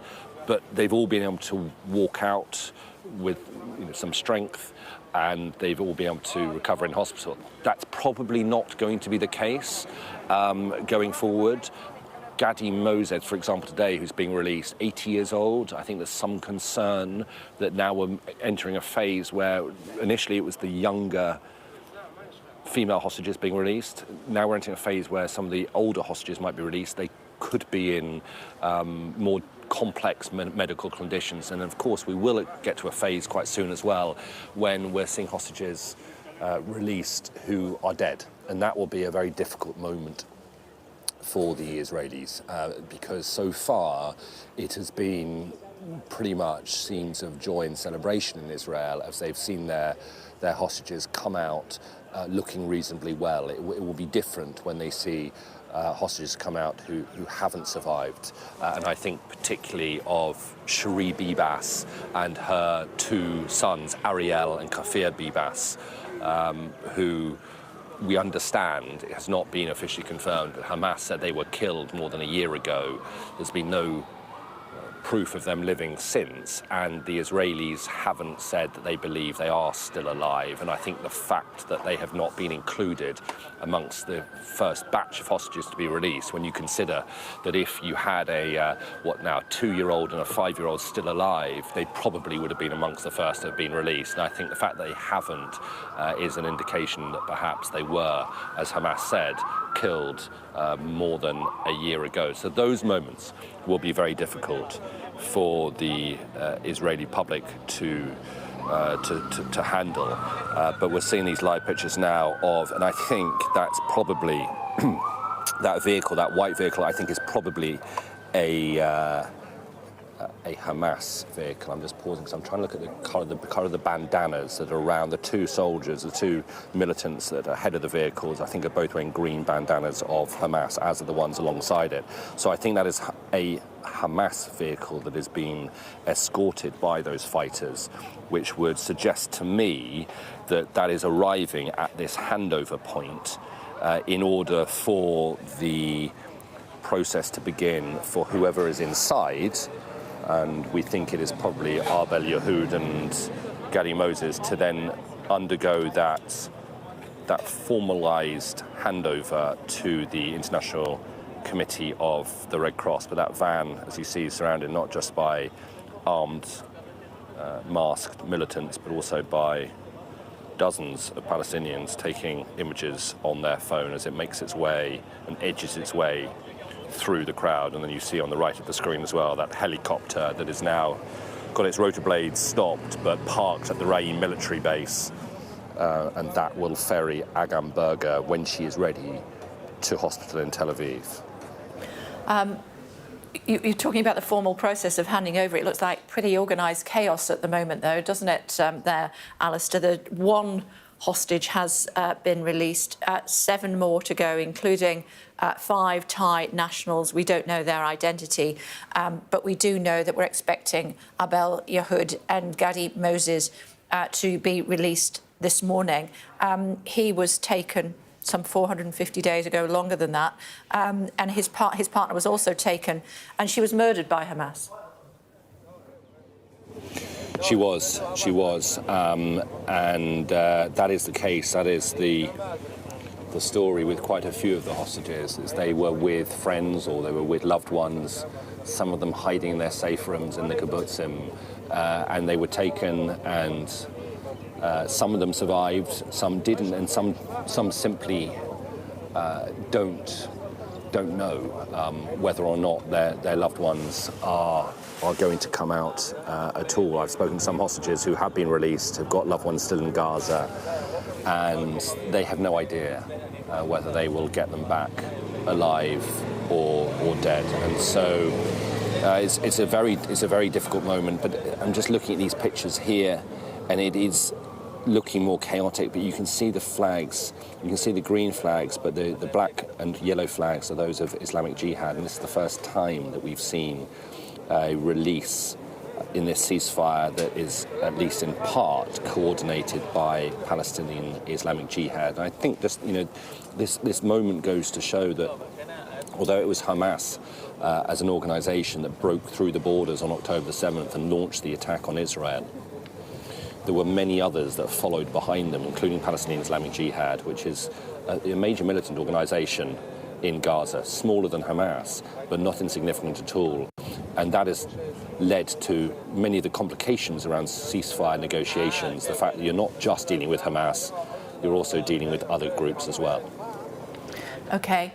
For now, Alistair, I know that you're going to stay with us. Thank you very much indeed. Thank you. So one Israeli hostage has so far been released this morning. That was the final of the 5 female military personnel who had been taken hostage on the 7th of October 2023. Agam Berger, she has now been reunited with her family. Abel Yahud and also Gadi Moses, who is 80 years old, are due to be released. We think one of them is probably, or perhaps both of them, in that vehicle. 5 Thai nationals will also be released as part of the ceasefire that was brokered just a few days before Donald Trump took office. So if you continue watching our coverage, you will hear more about that throughout the course of the day. We're also waiting for a news conference, which will be a little bit later on this morning for the very latest on what has happened in the skies over Washington at 9 o'clock last night. As we speak, 67 people are thought to have died. Continuing coverage here on Sky. It's 10 a.m, 12 o'clock in Gaza. You're watching Sky News. We're showing you live coverage of the release of 3 more Israeli hostages and 5 Thai captives. Israel expected to release also another 110 Palestinian prisoners, the third such exchange since the ceasefire in the Gaza Strip took hold earlier this month. Well, so far this morning, we have seen 1 female Israeli soldier, Agam Berger, who is 20, be released by Hamas, released from Gaza to the care of the Red Cross and then to the Ra'im military base where she met her parents. We are now inside Gaza expecting the next of those hostages to shortly be released. We believe that some of these vehicles are Hamas vehicles, some of these vehicles are Red Cross vehicles. Let's bring in our Middle East correspondent, Alistair Bunkle, who is down there. Alistair, what more do we know about the timetable of what's going to happen this morning? So, 1 hostage, as you were saying, Agam Berger, already released from a different location in Gaza.